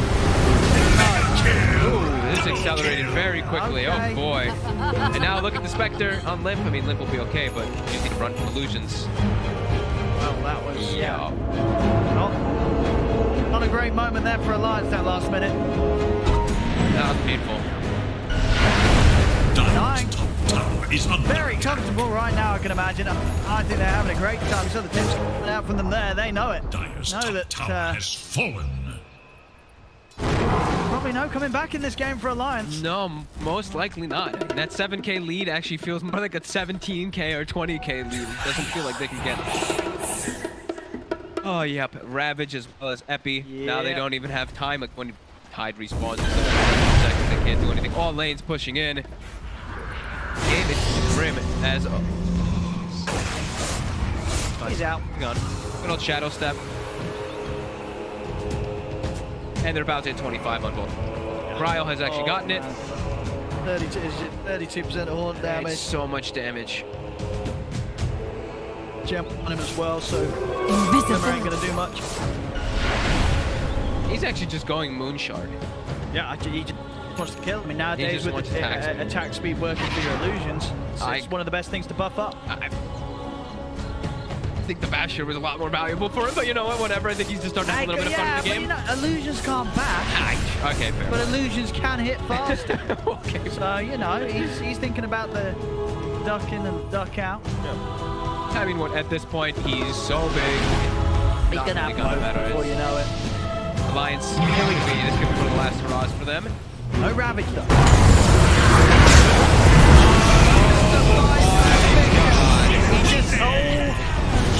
Five-man fissure, five-man aftershock, and It's not been a pretty ending to the game here for Alliance. no. That was, I think that was a 5-man Fissure. I believe it was. I think Kraken sort of saved FNG, but that's just laying down the Fissure. Again with the vision too. And, Like they just in place to ward down smoke break. They see everybody. That's the game. 150 seconds. Probably is. He just spent his gold. He just bought a full AC right before that, and he died. That's one step. Nine want to take it nice and slow. But they will go for the racks here. Clean up before trying to force the end. Dire's top tower is under attack. There's one more fight in them. they have all their ultimates, but it has to be something completely incredible. As Undying are just so far ahead. I mean, this feels like one of those games where the network doesn't quite show how far ahead they are. Tomato. My lord. Yeah, things, like we said, since the 20-minute mark, 16 minutes of brutal beatdown onto Alliance. It's just been game plan. It's really just been a really good preparation, it seems like, from Undying. Just really understanding reads of the map, understanding timings, and just waiting for it. They waited for the Spectre to get that timing of the Agnes, waited to get the Orchid, and then they just found all the great pickoffs. And that read bottom was... EA just, they bait the Sand King. Rabbit! Ryle is taken out, Sableye as well! Alliance, they do more with this, they're over the moon, Cold snaps out, Moon set himself up in the air with a Eul's, but Alliance are waiting for him on the way back down. Alliance, they have managed to find a pretty sizable turn here with the 3 kills they pick up. And Roche is up. To Roche. They have buybacks. Undying all does have buybacks. Alright, it ain't over yet, folks. But it is for Husky. As he died inside the base again, can't do anything. Now the buybacks, as we mentioned, for 1. Launches back up in 2 seconds. Okay, so Lance got to be careful now. Still trying to finish this Roche. Oh, he whipped! Oh, he whipped! On the floor. Oh no! Map for Moon out for 100. And was it your FNG's illusion just gave him a tap? I think so, yeah. I don't know. It was an illusion tap or a sandstorm tap or something. I have to get a Roche. Definitely seen it all, ladies and gentlemen, in this game. This series has its ups and downs. Yeah. Some crazy stuff here. But finally Alliance is able to land a combo, right? Like it's been 20 minutes since they haven't lived though. Flip! Run! That was hot. Dude, this Penta Edge sword also with the illusions, the attack range on the illusions with the moonshine hitting him from so far away. Never light. Oh, I actually love that. With the blaster ring, it forces them to attack you, so it does 300 instant damage onto the 2 little legions. That's a pretty cool little mini combo. I haven't really... This will do nicely. You have the Eon disc as well.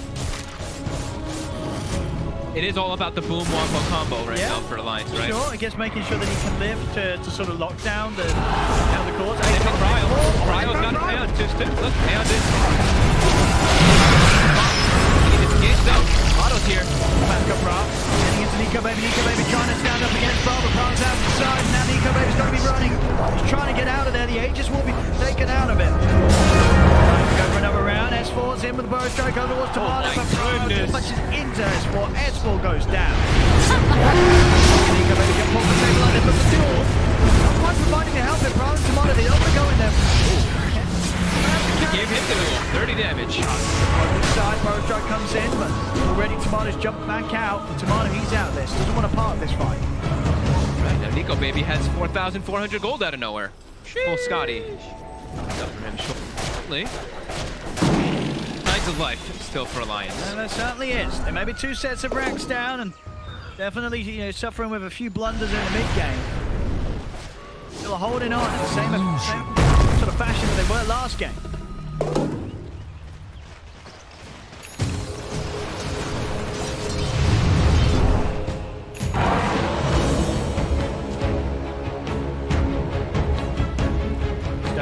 Going still a little bit safer. Sure. Here's the gem. He put it back somewhere. Give it the dupe. Yep. It is done. Okay. We didn't pass it. Does mean that inside the fight he's gonna have to carry a dust. They're going to the high ground. They get a 3-man Ravage. Look to watch him both, but now Tomato comes out with the jump straight over walls. FNG goes down. Also S4 dying underneath the tier 3. Oh, that was very deep as they don't have buyback. And they're trying to run NicoBaby's going to TP out. He's fine. He's just stopping through the rage. They catch him, Fisher. Gap close. Close. They do have another blink up in 3. Definitely will have to push him back. 2. Can he find? They blitz here too. He is. Efficient. Lim is in trouble. They managed to catch him. As Lim. Oh! No steal from Tamer Luck though, thanks to the neutral. Even Gaben's trolling him. Doesn't get the damage there. He bought boots of travel, I think, for that play, so he can boots of travel up to cut him off. Saberlight's inventory looks very funny. Travel Soul Ring Armlet Blink does not look like Ender one. That Ravage just a little bit too deep. I mean, they were diving in. They still had the tier 2 up at the time. They went straight in for some of the surprise play. I appreciate the attempt there. It's always great to see that sort of risk taken, but a risk that did not pay off in this situation is now have been forced to buy back on Lim. And we do see Nico, baby. He's actually opted to go for BKB. I think he's just afraid of that Bloodthorn a lot. So instead of going for Scotty as a secondary for himself.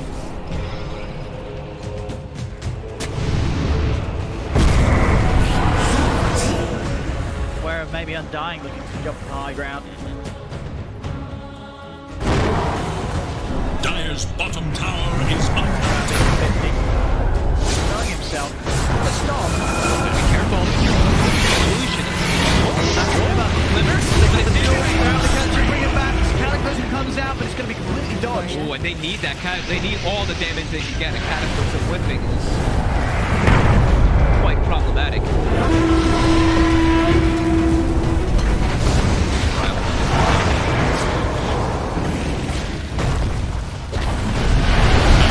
Get the initial stun. Get out of the range in time. S4 jumps forward. Instead of him, Brown's got the BKB. Just turns around, takes out S4. S4's gone. No buyback on the Sand King. He has got his buyback. Ravage up in 5. They'll take the range racks and they'll back off. Dire's middle tower They're is really giving under a attack. lot of respect still, even. But the Cataclysm is on cooldown. I think that's a fake back. Yeah, they're gonna fake back smoke. Wait for the rego. The duel in 2 seconds. Yep, Shadow Step at the ready too. Barracks are under attack. Oh, he consumed his action. He consumed his action. Dire's bottom barracks are under attack.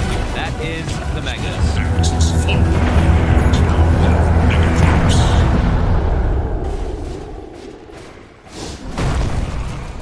Think about it.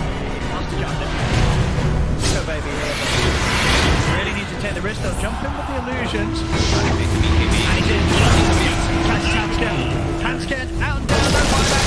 Oh, Nico, baby. But G does get the round on the turn. The Nico baby looks to turn. Will bring down Saberlight. Very low. Infest into the creep. Brawl stepping over. Eon Dish to be popped. Brian wants it. Fine, Nico baby with the jukes here. Around the creep. Now come back out. Range in a second. But Nico baby falls. FNG2. A buyback from the Lifestealer, but it's just down to the 2 of them. 10 seconds and S4 will be back in. The Mega Creeps pushing in against them. They know his BKB's down. They can just commit onto with the Shadow Step Bloodthorn in a second when they see an opportunity.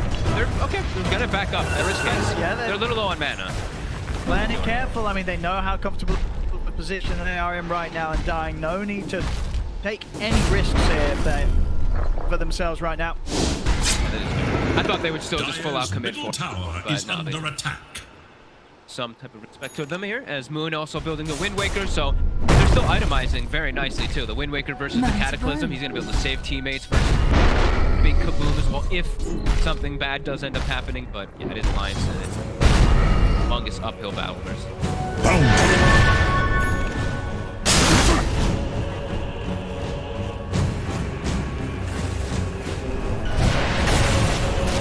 And now they're all pulled back up, so back to the mid lane immediately. And he brought back for this. Buyback still on cooldown. Out for 80. I want to go for the finishing blow.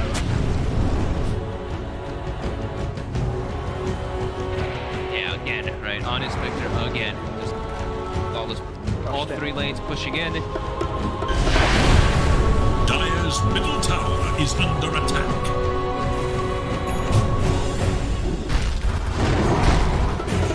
Gotta be careful here just to show your face for a second.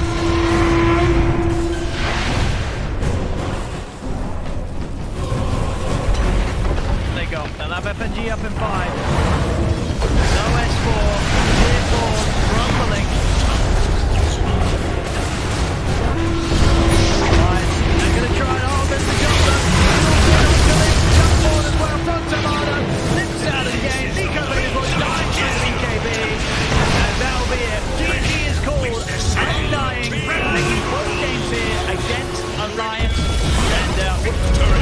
expect this game to just looking like the better team today. Undying performance here, especially when they play this sort of tomato spectre draft. It looks pretty unstoppable. I mean, it was that feeling sort of what from 20 minutes onwards that he's not dying anymore. That they can't seem to find him. He's got his ags, and it kind of seems like it's game over from that.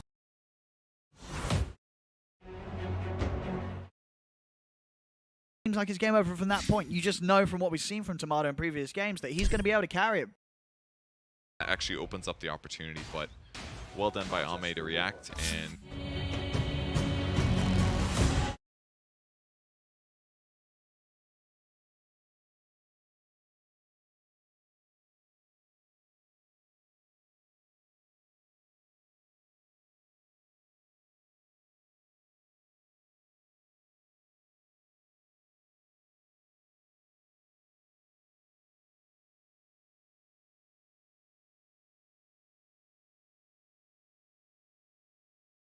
So, yes. use lots of What? Could have been the engagement going on. EMP. Full Lemon jumped forward, but they'll lose quickly now. It's alright. The Echo Stomp. Engage on the side of EG. So this just makes the map pressure from Dire's bottom their tower gang is is under very attack. reliant on Earth who's doing a job falling for his body and forcing him to walk away. Less efficient. Better for support to do that. Now with the threat that VenomRX will be able to keep their invis or find these kills with us is a huge or different ways to they know about where he's playing. No. You wouldn't. Question.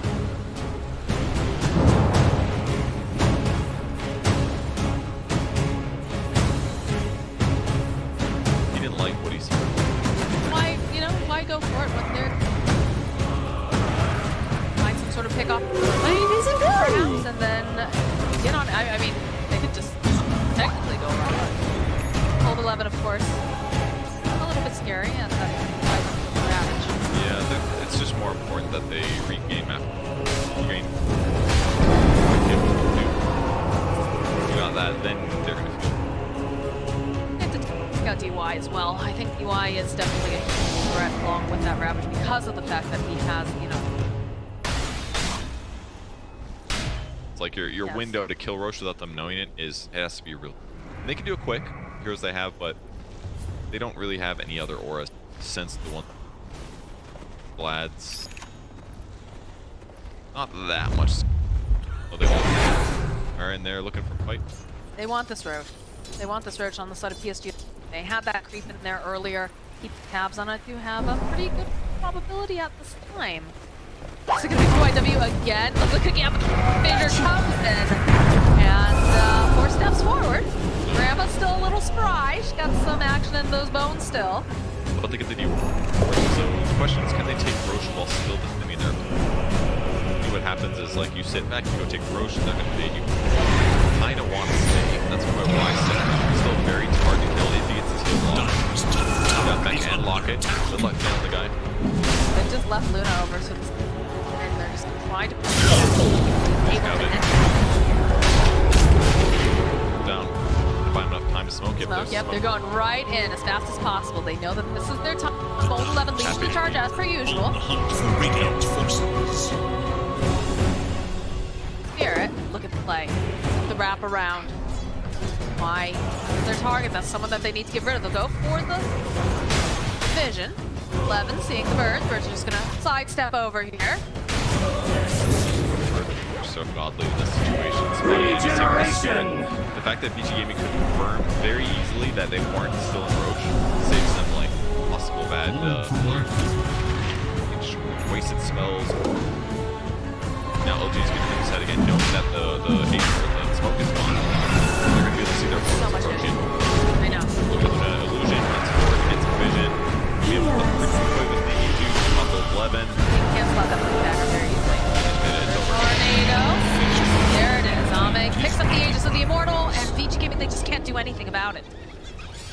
Great job of Dire's waiting that bottom out. tower is under Realize that their attack. opponents are coming. Is no more. That good positioning until the smoke runs out, then they use a push out the waves and spot their opponents.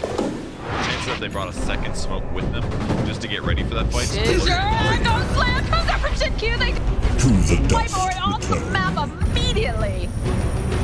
Oh, and there is no escape now for PYW. It will be the next one to fall. They're ready for that. The moment that Aegis my goes God. down, their opponent's going to go split push. And once again, Jin-Q's just in his opponent's mind, planning ahead, thinking where they're going to go, and he just sets up. Right, well, they've got 2 down on the side of EG Gaming. Going to force down this lane. Look at this.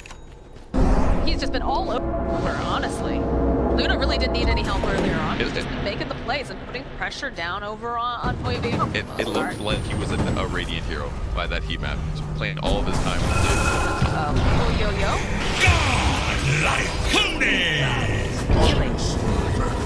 They even have the fairy whatever thingy. The very whatever thingy. Who's fairy enough? It's Earthshaker. Fey grenade. There we go. Grenade. There. You sure good. you do this? I just It's all.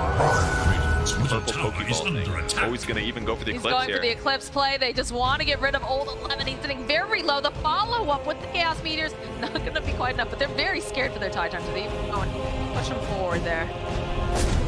Trying a little bit off the mark. 13k gold advantage from that approach. Got the shard on Earthshaker, lower the fissure cooldown, give him that extra stun without having to flick him in. Now the map control is pretty overwhelming. I mean, they've lost Eclipse here. Echo and much blunt for a bit, but it's so hard to tap. 3 deaths now. His net worth is still fine. Arm really quick. But he has to put himself in really dangerous places to the fact that his opponent or his allies are just really struggling.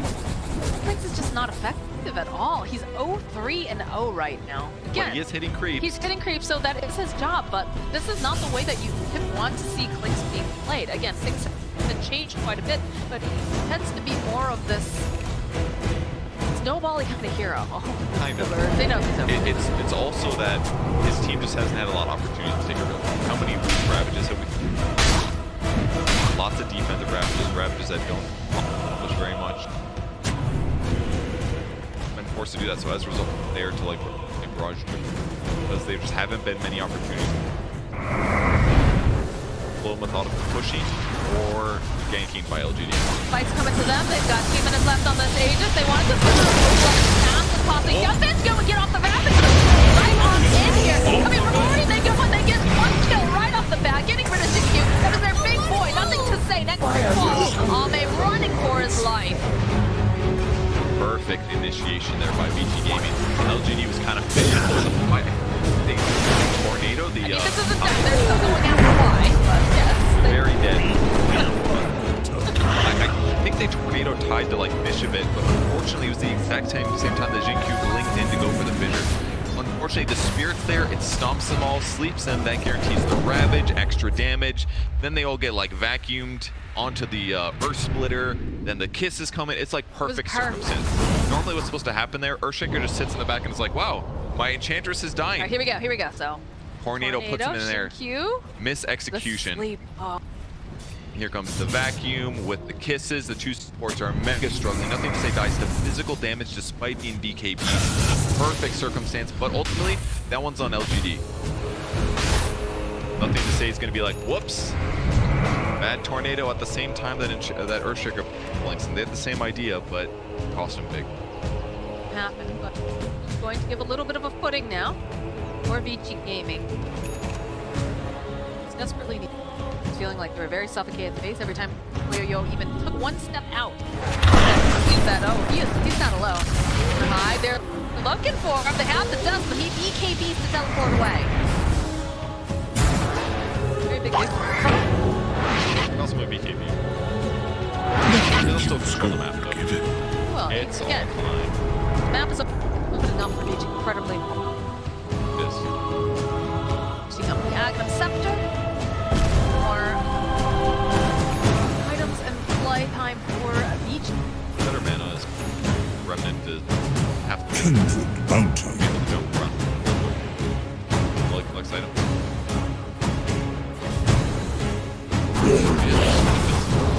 LGD is making some small but crucial mistakes. We haven't really seen a lot of other teams be able to even show those. Like they believe. Small errors that VG Gaming's also wise with smoking them. Like, always. You gotta say, like, PYW 11, always the ones. Right way to do it, but I just love these like boards and stuff. They're not going to come in necessarily as often, and it just allows them to do this.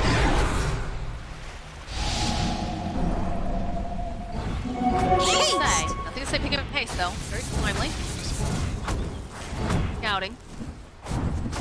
Really tough for them. They don't have this like jump stuff like Earthshaker or a Hex Program. You're not going to ravage a solo invoker that can't use light chains, you just get KB and run. You basically have to land like a cookie. And that's a really tough thing about VG's lineup. They're not doing like 5v5 fights, their small game is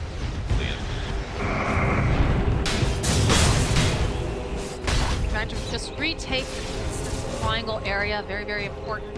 Obviously, it's right around the Roche pit. You can't see why over here. Try to punish this. Right, and there's gonna be. Honestly, I'm happy if I'm Y right now. Like, let's see. All right. It's been about 5 seconds. 6, 7, 8. They're not gonna get the kill on Y. This is. All right, maybe they go back in. Old 11 does have the Ravage, but over on the backside of it. They're off. They'll take now PYWY. Nothing to say. Also falling. It needs to be very careful now. Gets slapped. Yo. Considering it's in. And they have the Eclipse will turn back around over onto old 11. One more hit should do the kick. It's a full kill now. More off. BKB comes out from Ori. He wants to get out of here. He wants to get out of here fast. Nicely played by VG Gaming. I mean, it was a bit of a weird science experiment. Let's see how much you can kill the guy with the locket and all of the heal talents. He tanks almost everything. But it was that stomp once again. It's that unexpected disable that's setting up VG Gaming. Because as soon as that stomp hits, it guarantees that old 11's able to pop Ravage on non-BKB targets, which guarantees the kill on the Invoker. He died without using A. But ultimately, the pressure goes on Faith Beyond. Faith Beyond had his shard there, actually. Turns into stone from right before the sleep hits. Radiant's middle tower they is couldn't under attack. continue to go on him. That gave him a nice opening, and still gives them ultimate map control. And still net worth advantage. Like, Luna's a full item ahead of work. Down to the next Roche. Good opportunity for Gaming to swing. We're getting more and more items with the poor Yo. Well, obviously it's helping. Definitely turning the tide. Scotty the same. Clean up now. They go for the raw damage to the Daedalus. If he goes Scotty well behind the network a little bit, he'd probably never get his kills, despite having great utility. And he just really thought, like, I don't have a Daedalus, like, I don't fight Scotty. It would be difficult for them to kill Enchantress or probably the right itemization. We were just using those anyways. A couple of these new items at the 37 mark. Really thinking about that. Got MAME AoE box. Regeneration. Paladin's first. The left with Mon. The way that they're playing tightly around the top area of the map, how important this is. Yeah, really is. Pressure shard, amazing on obviously.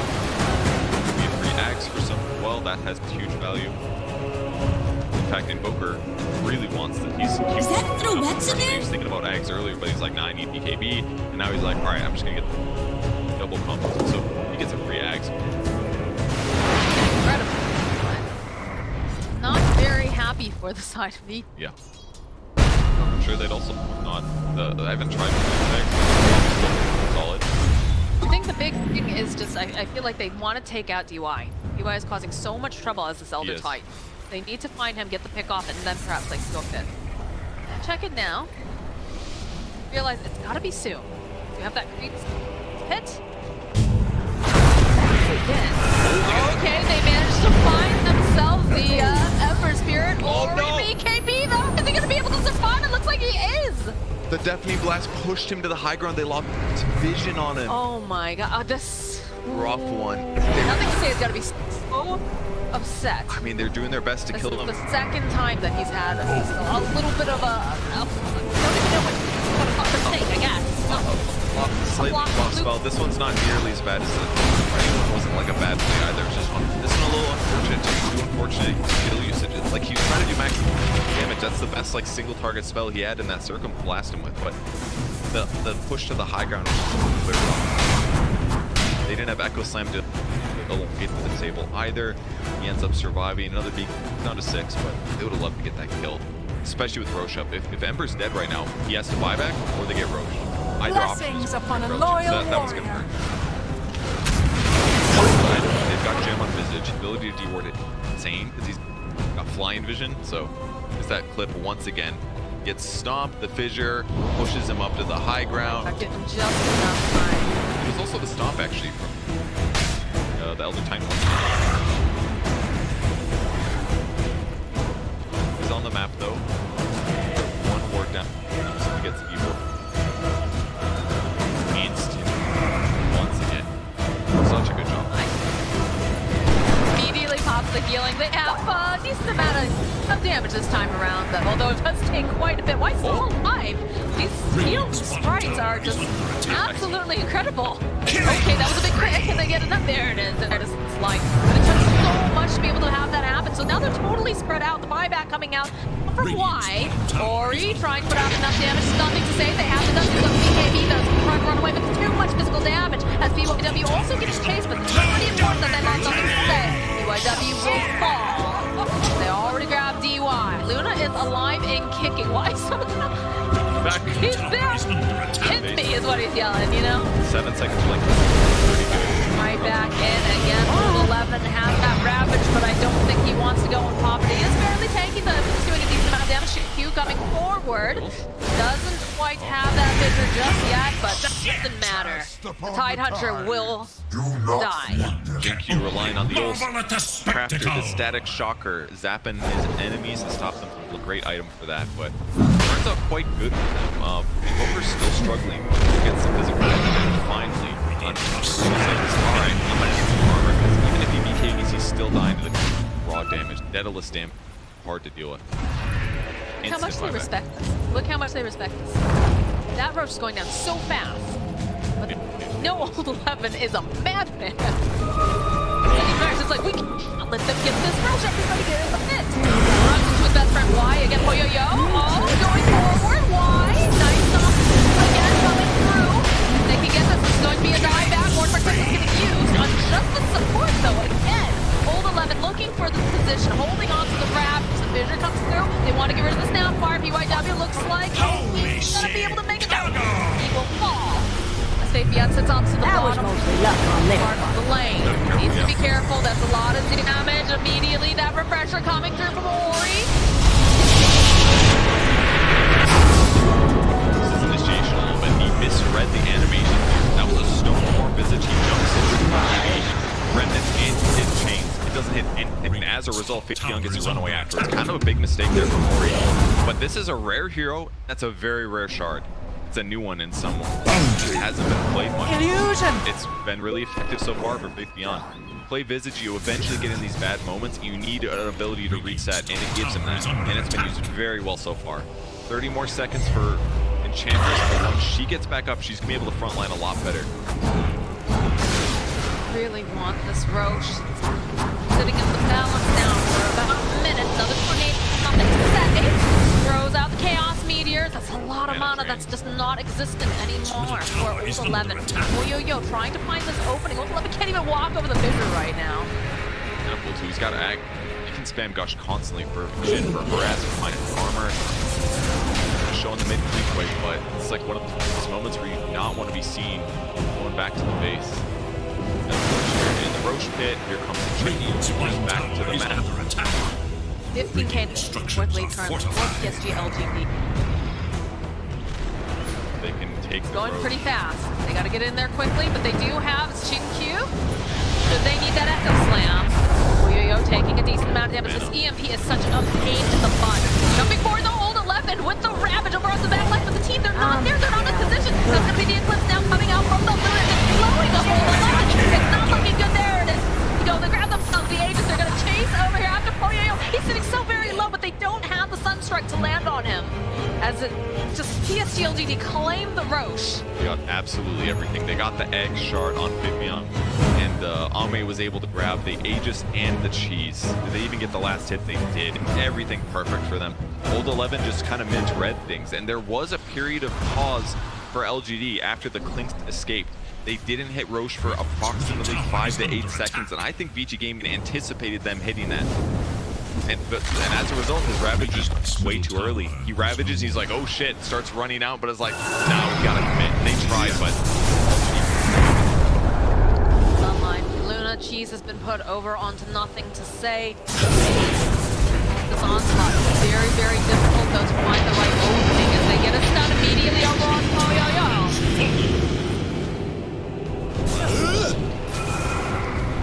Back in forward. Patient. Snapfire. What to say? He's not really connecting on the side. All eyes on Shin Q over here. Still holding on to that Echo Slam, and Poyo dishing out a decent amount of damage. Another vision coming in, followed up with the Chaos Meteors. Can they finish off Poyo Esports? Is the BKB to run away? Oh, it's taking so much to get off the BKB. There it is. There's the Echo Slam from Shin Q. Three down on the side of VG Gaming. They do not have the buyback, and now Ori being thrown up into the air.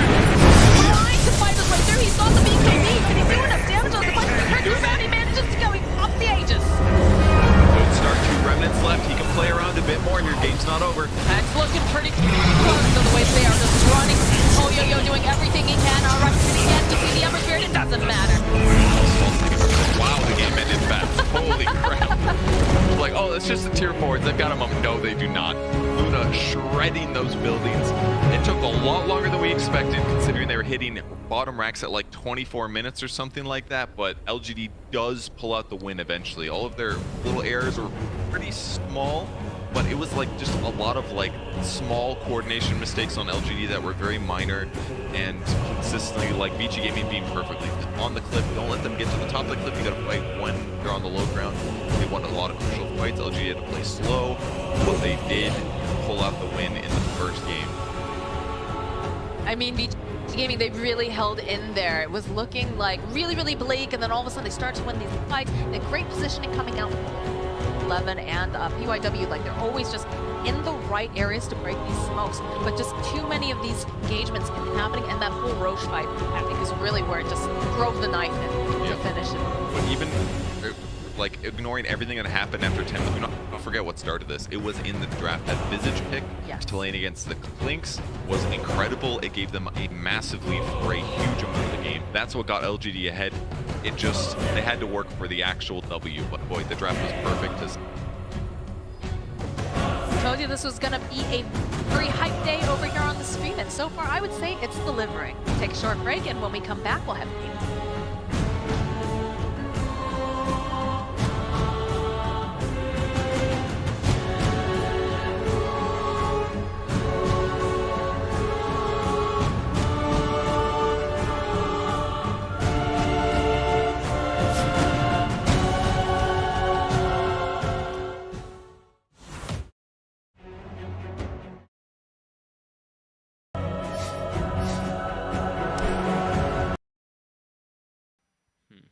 What are Beast Coast doing in the mid here? Turn into a little bit more of the 4 here. They know SG's in there. The Fisher on 2. The Cataclysm was. Arm and levels on LOA at all. Yeah, true. I mean, MSS tends to play a 4. What about the good old Invoker, right? He's been left in. The EMP seems a little bit nasty for these Beast Coast heroes, right? Yeah, Alacrity up on the Tiny too. Yeah. Invoker, and then you know what else? You recommend. You said it before. What about OD? OD used to be the Timbersaw answer, but there was a game where OD has been picked, I think, right? Hasn't he? I believe so. Yeah. I'm just trying to think of. I can't really think of any more of the Chuan's mids. They've he definitely plays Invoker, right? I think that's one of the ones he plays a lot, doesn't he? Or at least in pub Not games. so Is much. not an He did Invoker play a player, Death. John? Oh my, he did play a Death. Oh, he did Prophet play a game. Death Prophet. Oh my goodness. Alright, I didn't even see DP that or one. Invoker? Let's go. Oh, that's that. That is a miserable lane for Ember, and that is a lot of Yeah. magic damage. But I didn't think they'd. Alright.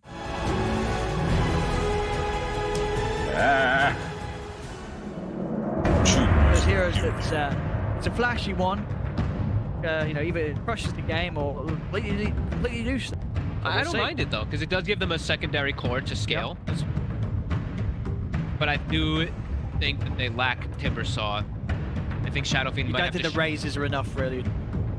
It could be enough, but he can't always be there. That's the thing. Is it can't always just be, guys, I have to go bottom side of the map. I have to address. Sorry, top side of the map. Reason the lane is good. Oh no, that is a miserable lane.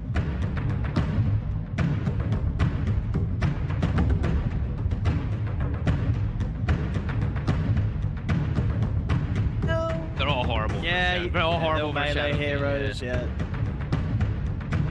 Okay, so that I do like. Yeah. That's Lane's a pretty strong. good pick. That evens it out quite a bit for me. I think I'm a little bit edged toward Beast Coast, but that makes it a lot closer. 55-40.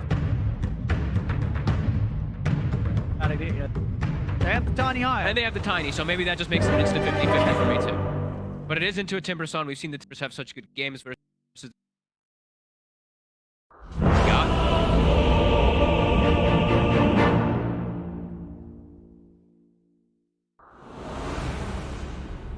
7 triple kills. Two.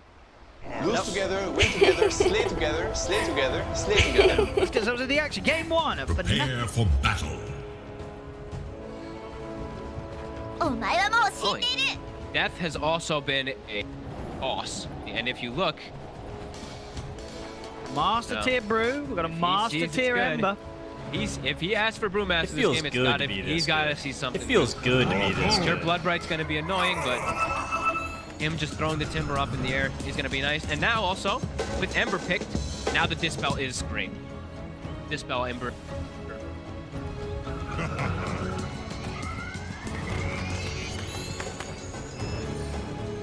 Question mark, Raven it checks to see if they got baited.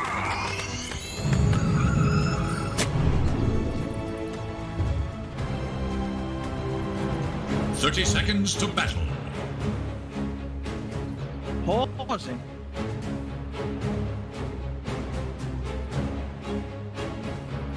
Listen. A battle seeks resolution. We'll see how it all plays. High potential.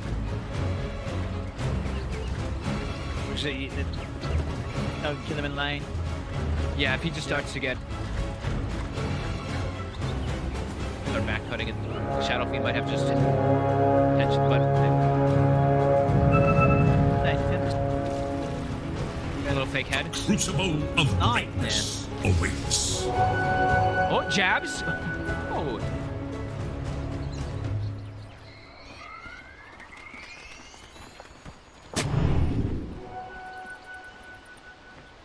Bottom, so jabs and death on the bottom lane. I mean, Brew can it's a fine lane. punch in the Bloodseeker. Yep. I guess the Witch Doctor's annoying, right? This level 2 cast, Maledict and the Bloodbright. Not going to be fun for either of these heroes. Yeah, jab. CRAS does need to block the camp. It's not MSC. It's gone for double branches. That is very unique. 0 Sentry when it's starting on the 5 position. Never. The one immediately kills Thirst as well too, rather than having Bloodbright. Different of an approach.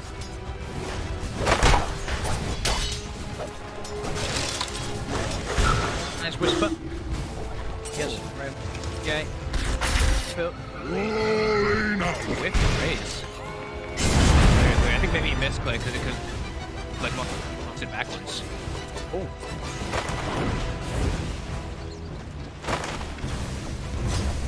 Money for his bottle coming out. Yep. Mango to play with. Still an excellent matchup.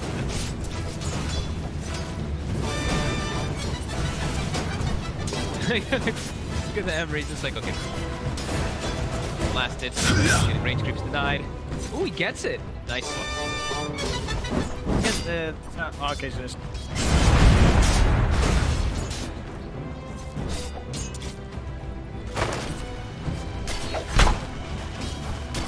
Okay, one. Stinger still didn't bring Ascension.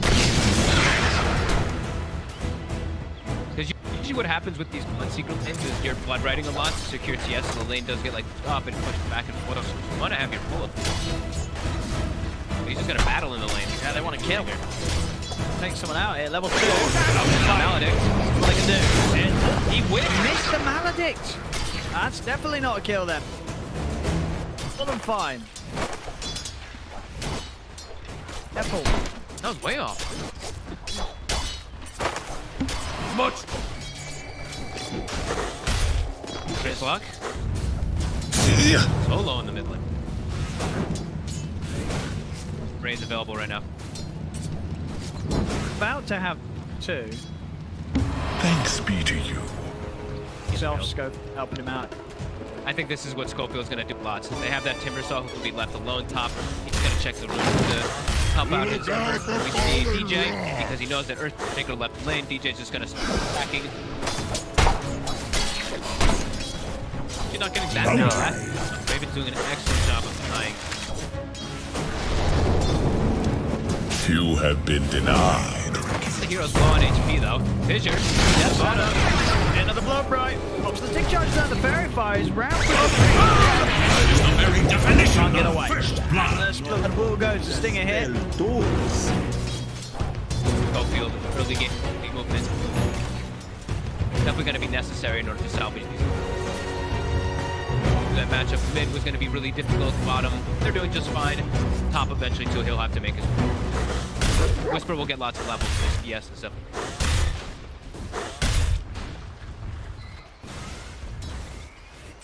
Hitting around the rune. Second until the water rune. Scope bottom. I think that Chuan might need it to ask for help. Yeah, DJ, he's in the area. Play around this. Your place is here. Back. Earthshaker first. Potential. Come in.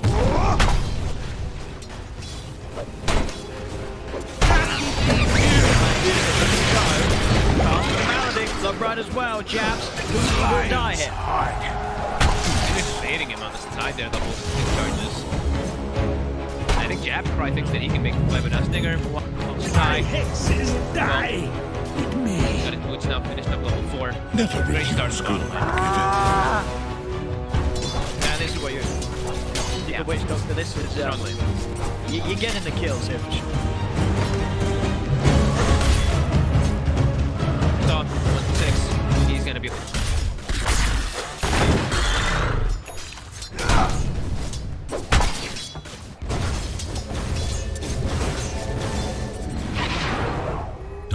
Stinger as well. Maybe Stinger can get a Fisher set up. Yeah, nighttime rotation. Chuan's all the way on the high He ground is not prepared for this at all. Schofield wraps around, Fisher down. The Maledict's already there. They've got some damage. Chuan.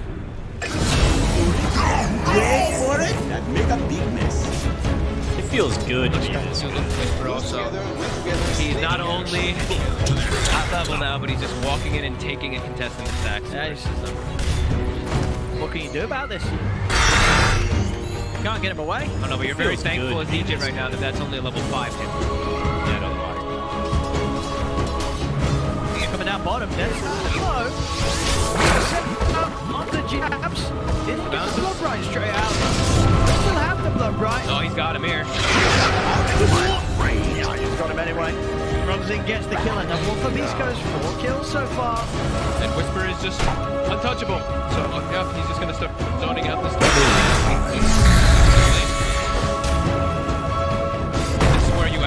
Where's the Shadow Beast supposed to be? He has to stay mid. He wants to play top probably to try to stop the Timbersaw. Not enough damage with the raises. Charge is enough. Chris looks fine. Just what the doctor ordered.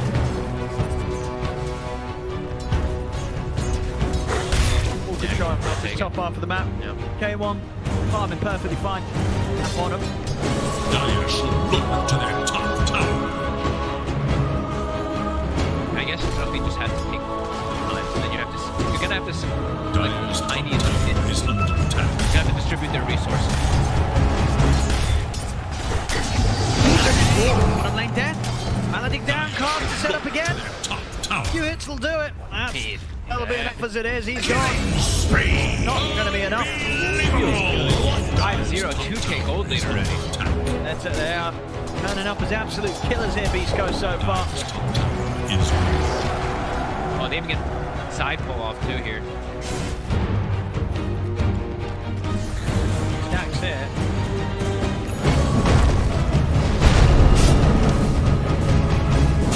Bristler, gold up, ready for Raven trying to away, but Raven. He's dying. Dead. Oh! Jack from the start hits, he's gone. Oh, that is devastating though. Level 8 Timbersaw now at 7 minutes 40 seconds, 3K gold lead. You had one lane that went well. Bottom lane. Fnatic and that is bottom though. They do get a kill on K1, not before they end up losing death, so still a trade being made there. A 3K lead, Beast Coast. What are they going to do about it? What are they going to do? It was the whole job to try and get something. I don't think they got something. I don't think so either. I didn't know what the solution would be for him. Dude, Stinger is also owning. Stinger now after that kill bottom, he's 6 with an urn. He might solo kill a core. With a stun, a malady, and an ult. Like Death is level 4 on Brewmaster. Oh no. Look at Stinger. Look at this. Oh, he didn't go for it. Oh, I thought he was gonna go for it. He could have gone for it. He could have killed him. He wants the bigger target. He's going to try instead, and he's gonna get him. He gets it down. Stinger doesn't mind dying here. That's a lot of XP though. Death just got like a full level and a half or more. Yeah, he was like level 4. He's almost 6. Okay. That's a big death. That actually probably was not.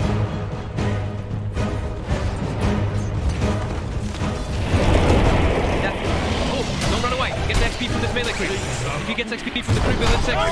It's so close. He's gonna split. He's got it. He got it. He's in. Level 6 is there, and he can turn around now. K1, he can't run away from this, surely. There's a whole load of Fnatic chasing him out. Oh, I'm so glad he had the awareness to turn for it. And that's because the Witch Doctor died before to give him all that XP to get the It really was. It all goes down to Stinger.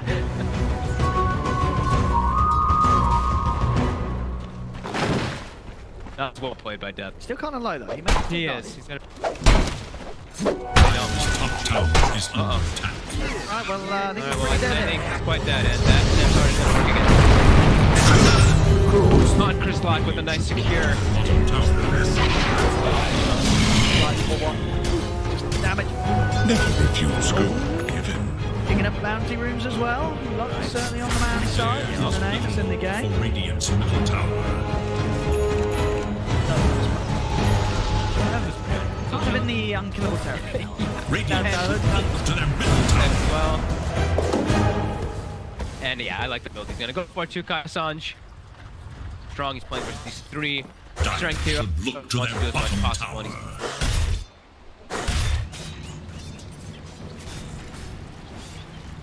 Is Schofield.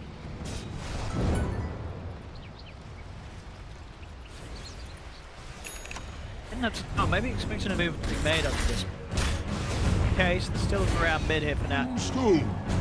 Trying to get Raven some safe place to farm. I keep thinking to relocate this taunt. It is. It sounds almost like reload. Yeah. Flames will Like, wait, why are they spread reloading? thrice. What's happening? Lots of stacks. Dire should look to So their that will be the top recovery tower. there for Raven. Still farming well with that one death. It hurts me. It was such a high level that was getting the kill, but yeah, now. Dire's top tower is under attack. Way, you end up having dual finish as well.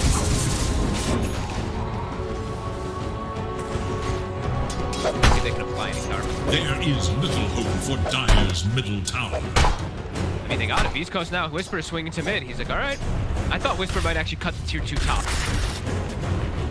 wants to take the big priority tower. Dire's middle tower is under attack. Okay, it is. Dire glyph is now active. No, No, they can't fight there. I mean, there's just not really any team fight from Fnatic, really, is there? With the There Requiem. is little hope for Dire's Not middle a tower. great amount of tools to deal with the 5-on push from Beast Coast. Not Grim this time. Way too big of a Is and look at his build 2 is terrifying. It's like Is it high damage build. Dire's 3-4-3 middle doesn't tower. need the max reactive armor.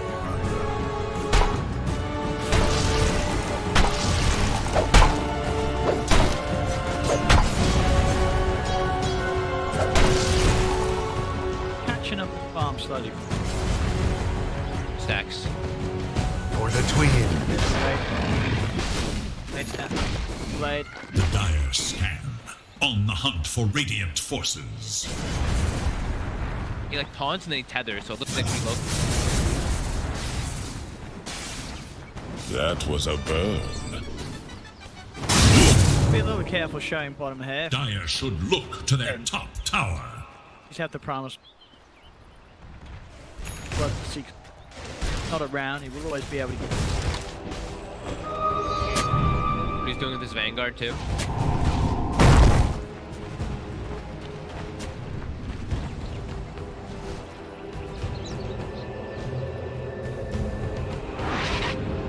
Coming over to the mid, Chuen. Chased up there. It was a setup. The idea of popping the Slide comes in, it's not enough damage to kill Chuen, and now they're going to try and turn and look towards Whisper. Looking pretty okay to me. Straight back at the red. Echo on the side, Scofield. Richard onto the green. Scofield to lock down the entire team. What a disastrous relocate. They did it blindly onto the high ground. Schofield was just like, hello. He would. It couldn't have been in a better spot for Schofield. What a disaster for Fnatic, really. Well, heroes dead just like that. Schofield pushed very close to the Blink Dagger. And it was right after they started getting themselves kind of back in the game with their stacks, right? So they started getting some gold back, started getting some levels back, and then they pretty much give all that gold and XP back straight to Beast Coast. That big bonus.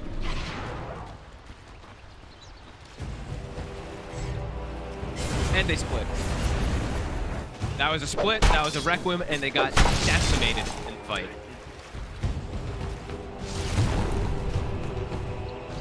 That probably tells us what we're in for majority of this game. Death. Blaze to invert me ensnared in Scopio's away. Whoopsie. Yeah, Schofield sort of just let him pass there.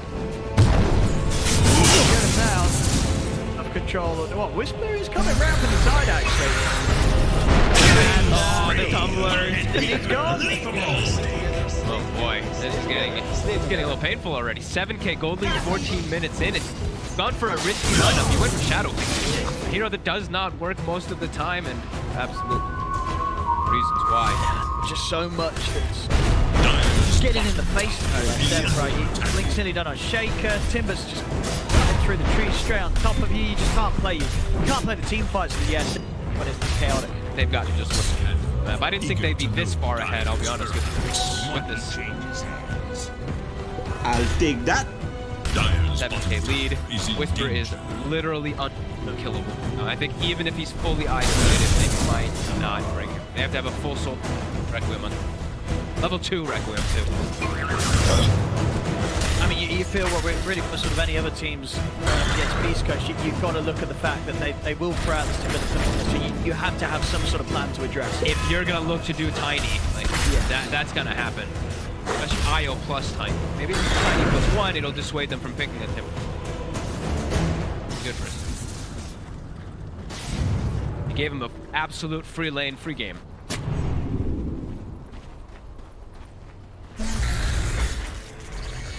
Ultimates. Top lane, the rest of Fnatic is hiding in the trees.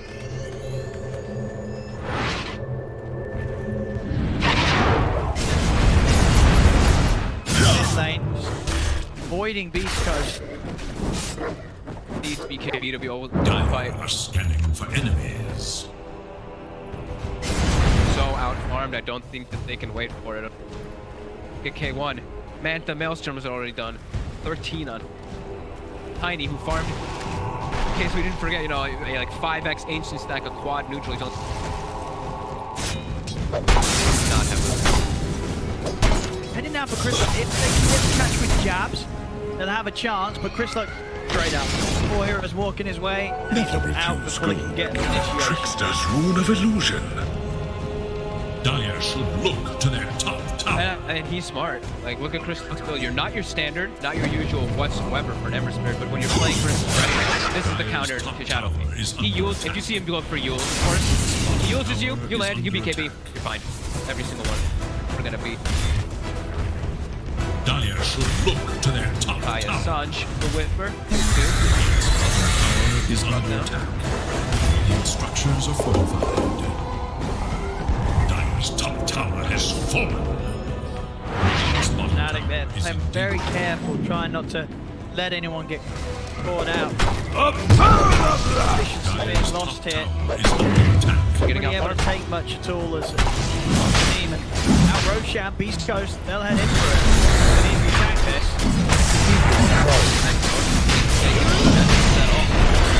They even see it. I believe they see it too with that war. They don't have team. They just Requiem. Can't really.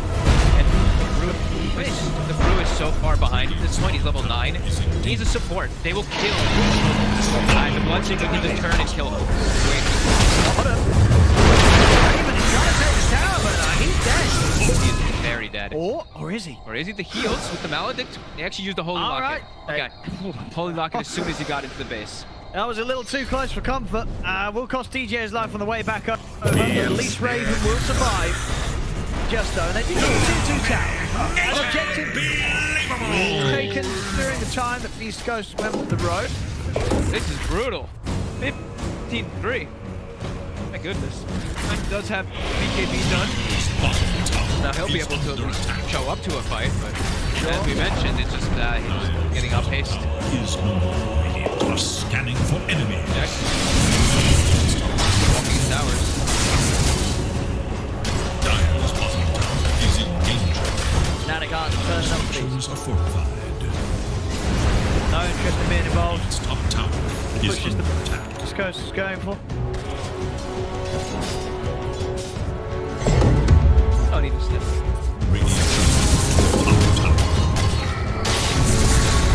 He's gonna have BKB at any moment. 2,000 gold ahead to Tiny. Its top tower is under attack. Tiny's lasted. Tiny has 189 last hits. After farming stacks and stuff, Bloodseeker has 200. Dire's bottom tower is in danger. Radiant's top tower is in danger.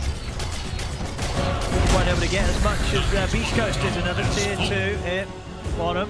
Radiant should look to the top tower. Himself mid. I mean, they're hitting the base.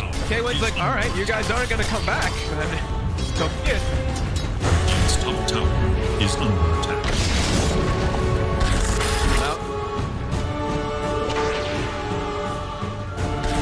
Its top tower is in danger. Clean gameplay. The rune of regeneration. A rolling scope. Up in the base 20 minutes in. Not gonna feel good. Gonna try and get out with the smoke. They can find the jump. They get on though. They're playing into Aegis. Gotta find these supports. Have to find Schofield. Can't kill almost anyone else. Dislock, not gonna die at anybody. K1, not gonna die at anybody. Whisper, not die at anybody. BKB. There with the 2 going down mid shortly. And looks like it was just a smoke up and a break up, just sort of getting out on the side lane and them out. Don't find any action here at all for Fnatic. Dire's middle tower has They're gonna get like 1 ward down in the meantime. DJ is gonna go bottom and take the output. Ward allowed people to get outside, but now Whisper.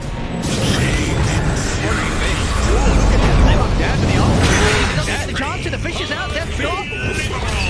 Dire's middle tower is under attack. Smooth stuff in from Beast Coast. Now it's just looking a bit lost this game. Some in a good mood, I think. Really good, very confident. Literally 0 mistakes. Fnatic Might be back to the drawing board for the draft. Oh my god, this is jabs. Alright, the split. They're going for the rat. They're trying. Cask owns the Brewmaster as well. He's having to just run out with the Brewlings. K wants just round to finish off the barracks here. They've got him. They've Brax down. Bottom, they did a little bit of damage to the tier 3, but that's all already. Whisper, he's on the way to the next. He knows he can't die. Knows he can't die. Rupture's going to keep Chuen standing still here. And that's going to be another one.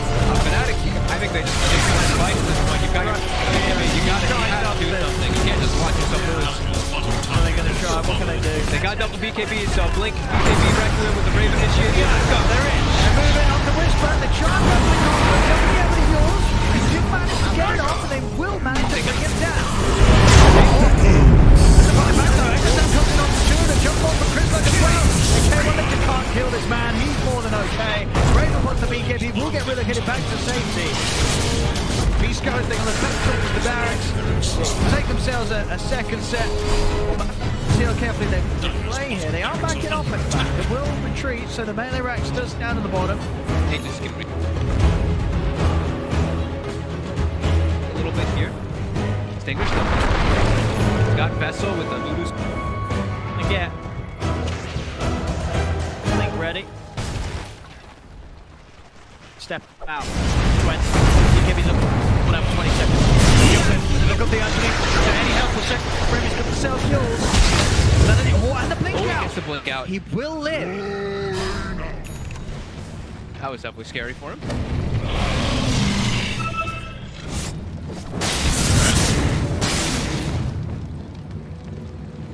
Day here. For the twins. A lead for East Coast. Worst of defenses. Rax remains a moment long. 20 minutes is long. Not great. It is an early one. At least Raven can buy his shards soon. He gets me.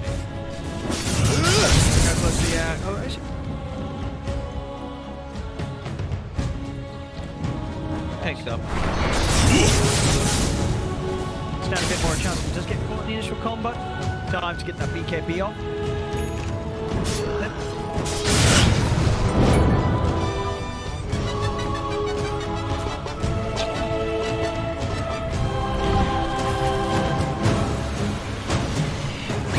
They can kind of just do whatever they want on this side of the East Coast. Fnatic, they just don't have any options. I really still just lost as to what they can really do to make any plays. They're just sitting behind each other. So I feel like if they do try to make anything, die and lose.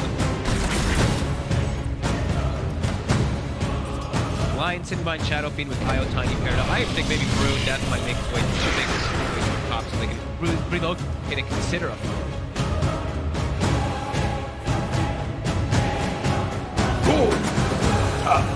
limited option.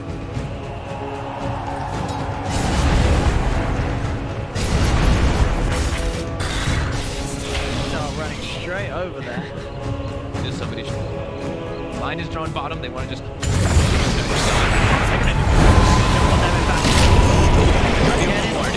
And they will bash.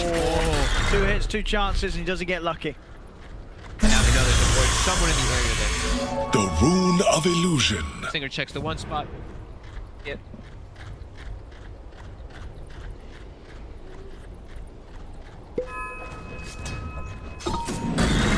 Unlikely they'll be able to do with that.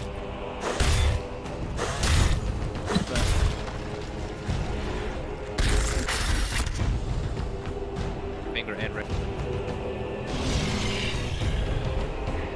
Seconds we'll find out. Ghost, if so. Grab it.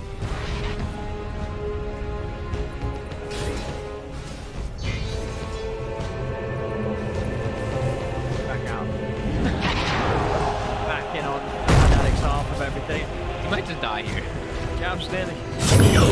Catch on him. Searing gaze. Go for this, but there's a lot. I've got the BKB, of course. Chris just charges in there. Jump with the air goes down.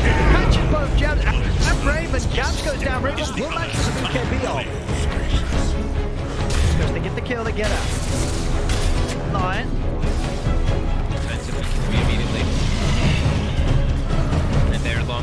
way more important in this game since they are.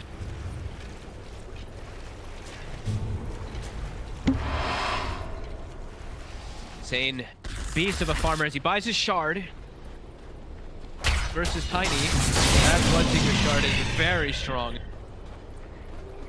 Pure damage.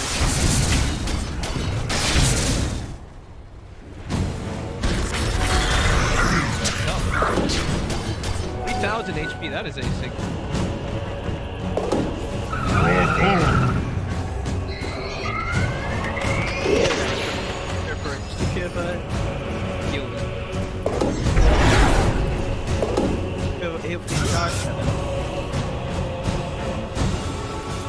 Yeah, Paladin sword.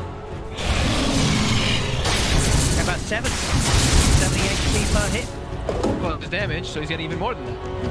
Ember strength. So he's getting a lot. Rekindled. Yeah, but you only lifesteal the pure portion. He has regular lifesteal.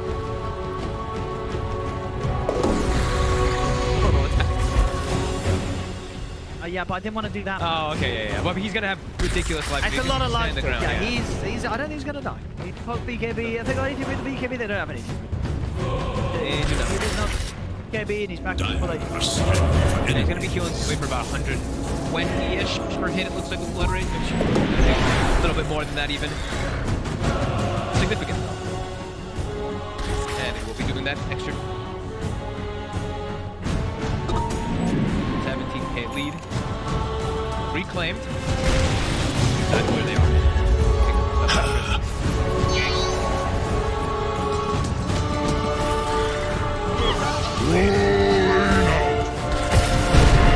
Back up. Item about to be finished up with Wind Waker done. That might be the earliest Wind Waker I've ever seen. 28 minutes. That's usually like a 40-minute item. Yeah. Might be the fastest Wind Waker ever. And it's going to be really strong also. I mean, if they even need it. I don't know if they even need it to save people, but he's going to be able to save the people that get targeted. Wiz level 18, so it is a Requiem online for Fnatic. Starting to get some type of space at least on the map, but now into Roche, Beast Coast.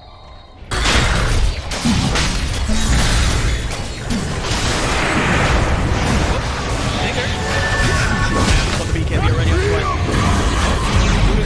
Hang up. He will get taken out. That was Scorpio tried to save him. Face for the road. On the high ground for that nigga. Jump on this up. Yeah, go fly. Bring it. Get on the two of them. They've got it back up. Trying to BKB still. Pull out across that last fight. Oh, look at K1 go. The TP out. Where's the bash? Wait, those are 7 hits. What? Did it work? I think it's broke. I'm cooking it. How many times did he hit? I think that was 7. That was a lot of hits. Right? That was 7 hits, I think. Holy moly. Yeah. Luck may be on his team, but it's not on his side.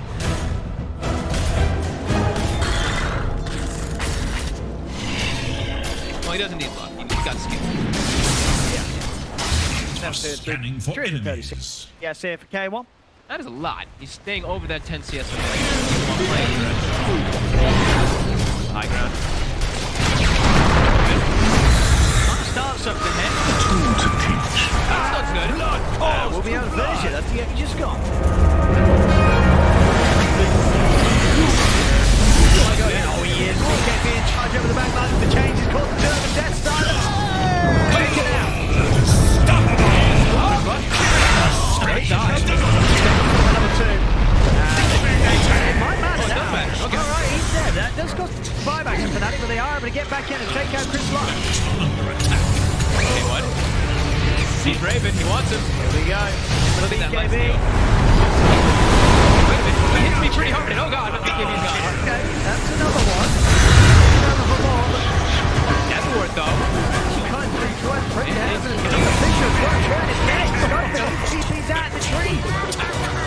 Stuck inside a death ward and a chakram.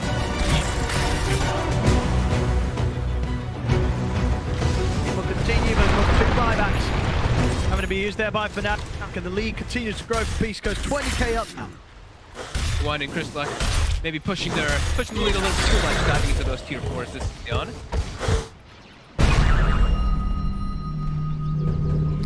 No me merecen. Gold lead. La verdad que no me merecen. Trying to backdoor the tower. Oh no!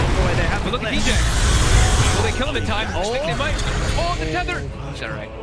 A little risky. I mean, it gets some damage. I guess fortification, but that's... I don't know. They're just trying to get something done. Trying to get any type of anything. They're so far behind. They need any.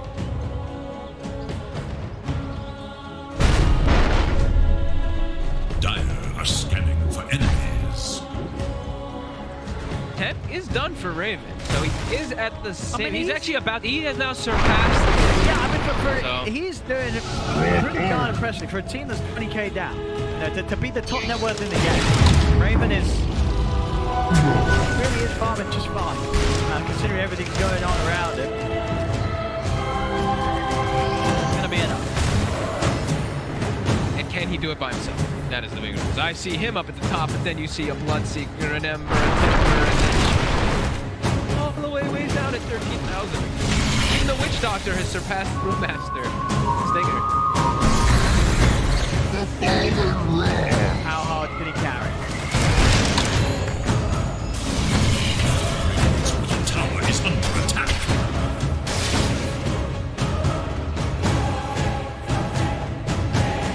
Top. Oh yeah, that's the CP back.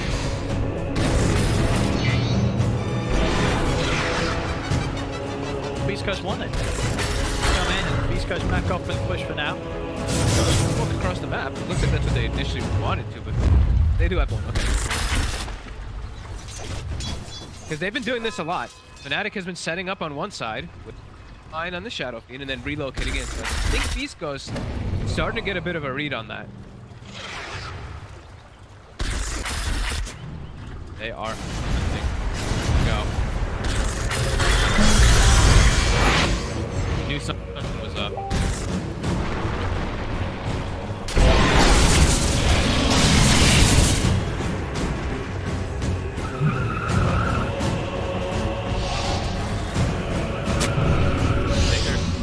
Stinger might just die here. Another century. Ambitious Schofield. Always in the right place. Even his life there. Schofield. And his reactions lately have been really quick too. Like as soon as somebody gets caught with a hexer, he's always there. Stinger. Oh, maybe a bit of a bait though.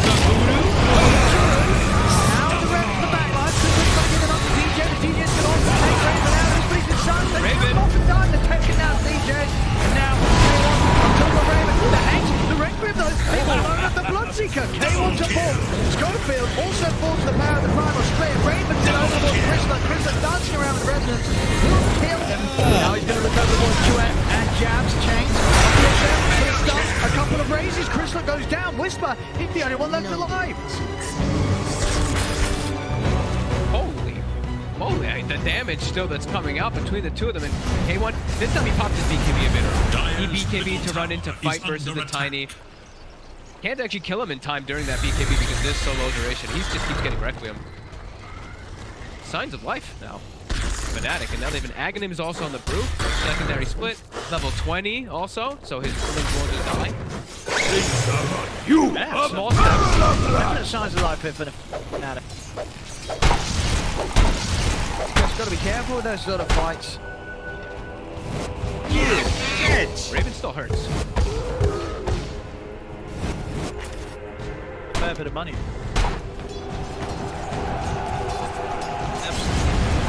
Can't fight. Clean up a hero or two, but... Go!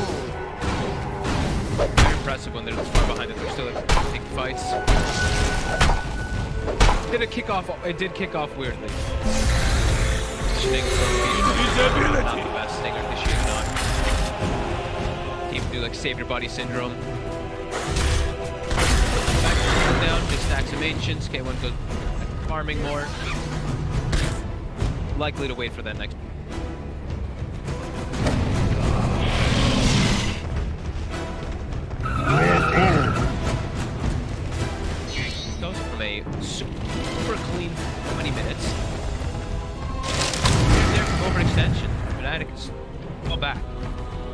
it is a crawl. Dire are scanning for enemies. Not getting very close to sort of complete fight, but Raven might be able to get the job done and stay alive. Let him start. Taking a leveler, does he want to fighter legs? K1 does have a sliver. He also picks up a Mjolnir now, so even more attack speed, so he can actually perhaps chain bash and do majority of his damage is coming from that attack speed because of Blood Rage.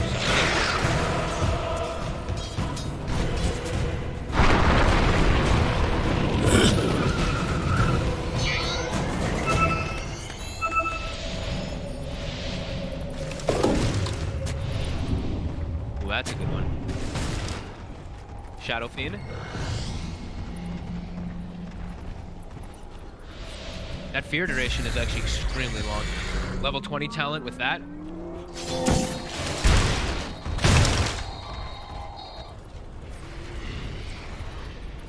Yeah, they just keep you. Have Rex, Cerberus in a bucket. Give the catch, they found him, Chris. They got him again. Beautiful jump in from Fnatic. Chris Luck dumps it onto Drew. The SF going down as well as jabs. Double kill here. More Chris Luck. He's ready to go for more. Looks straight over all he's going to get buyback. Contra looking to get in on it. There's 5. Chris Luck still full HP. He's ready to jump back into Spesifikasi over to DJ.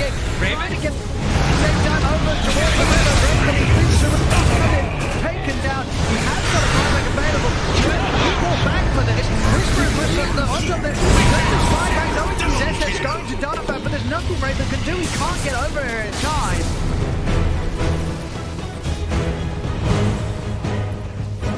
Chris Luck with the buyback. He got the remnant down. Great buyback. Yeah, great buyback comes in, cleans everything up. I mean, I want to just look at his damage in the fight. 7,150 for him, 6,300 for the Bloodseeker. Great connection. Look at that usage of remnants. 8 remnants. Yeah, I just see that. 5 slides. That buyback probably just put an end to the game here. Back in, die back to 2 There's a nice initial go for them, but we're really seeing what the goal deficit is causing. Even though they have all these splits and everything, 2 death is just a nuisance. It's not really killing anybody. Rolled as now. Vegas will be 10, 1, and 6. Timber's got to be better addressed in the future. Structures fortified. Dire's bottom barracks are under attack.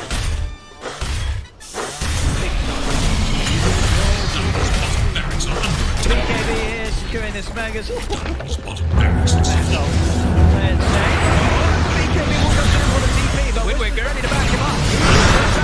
Forces K1 side, trying to get him away from Raven, and to be able to do so, K1 will live. Won't be able to kill him despite catching him off the back of that BKB attempt to TP out. Waker by Whisper.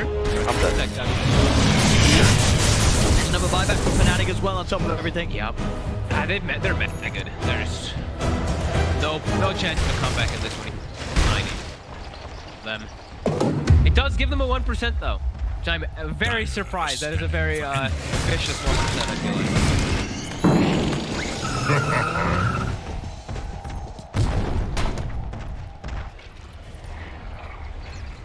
Play it safe. Roche is up. Head over. Grab. Let's get one more fight. Let's see if Fnatic's gonna just make the way over to fight around in that area, because fighting in their base, it's exactly the same as fighting over there now. None of their buildings back up. Raven is getting short now. But they can't make it over there. Waves coming in.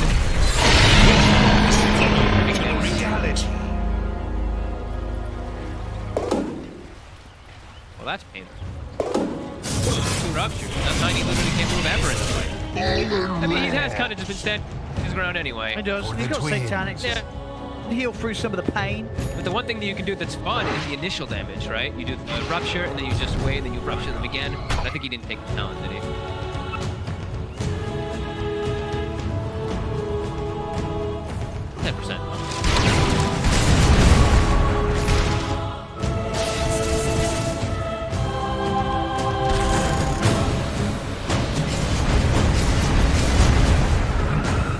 They got more prizes. I mean, they there are a few times they have managed to sort of start fights, burn someone up, line set up into two ends, damage. Lanes, like these the creeps may just think takes them by one side. Creep Vegas at this point. And SF is really just a one-trick pony. He is literally just Arcane Blink Requiem something. Until he has a level 25 talent, he's only going to be able to get one Requiem off. If he gets 25, then we might see some multiple Requiems. I'm so strong, guys, I'm so strong.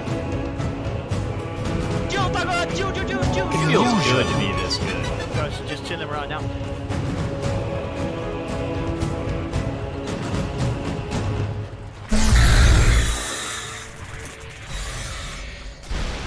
Never refuse gold given. By the way, if they do have a smoke on DA. I guess Chris Luck's waiting for his refresher. He's about to have that done. And that is huge Wow, you pickup say on him. about. Well, Yeah, actually is about. Yeah, my master fail. Bonnie? He'll have it. So then he'll have 10 remnants to work with, assuming none of them kill anybody. Assuming he does not kill anybody or none of his remnants kill anybody. He'll have the minimum 10 remnants. Deceptive rune of invisibility. I love that people started actually exiting. It's so much. With the new start too, I say. With the start increase. Getting focused, should get trapped. Gosh! That buyback. The act of the buyback. Oh. How did he get this? He just remnants in there that he can BKB late as well. Standard Chris Luck. Johnson efficient. He's got that agent. Now he's going to use a Raven.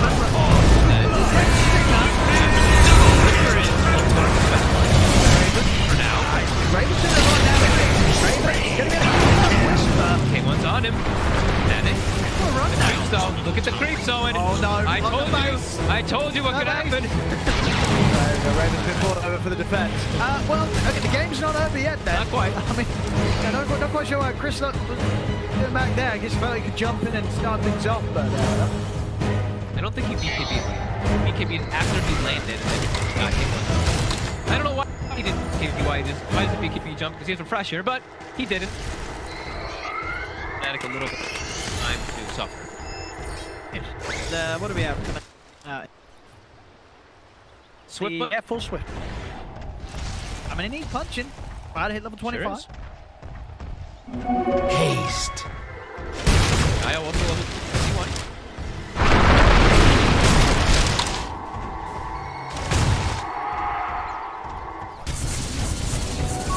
Good game, Good game, PD. Game's going on.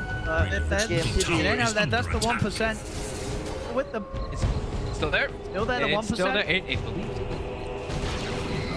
K1 about to have it.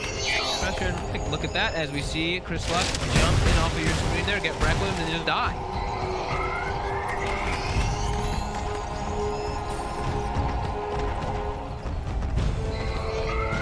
Back up. Cap. So Raven, he's holding on. Wow, his buyback is going to be back in a minute.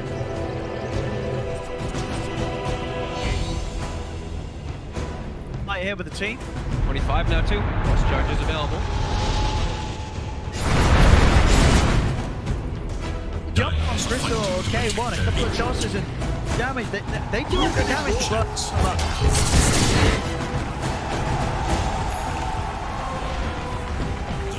Ancient faces in longer drawn out fights, so they're struggling. If they can keep the distance jumping in and out, wait out the BKBs. K1 doesn't get completely perfect start, so it's still going to look to be in very good shape for Beast Coast. They're just waiting for the bottom lane to put themselves. Heavy down there. All three-wave push. Then you look at that.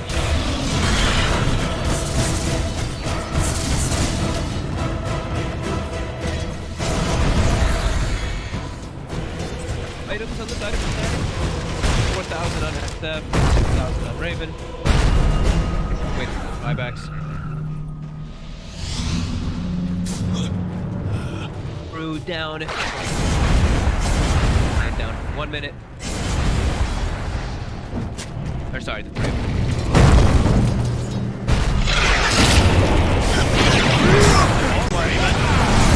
to get in on this, but Whispers in as well. On top of DJ. DJ trying to run. But Brendan Simpson, Chris Love, DJ. He'll get taken down. Does have buyback, lights back. And immediately, Raven getting focused by K1. The Abyssal Blade comes out, but in fact, K1 starts to step away a little bit. Jumps goes down, but yeah, does that Raven goes down. And it's buyback for DJ. Ancient battles there as it is getting forward. And the Raven 3 for Tron. Top of the DJ is turning with the Razors, but it's not enough damage to kill Raven off. Raven, end-to-end, how he goes back to the base, back to the fountain.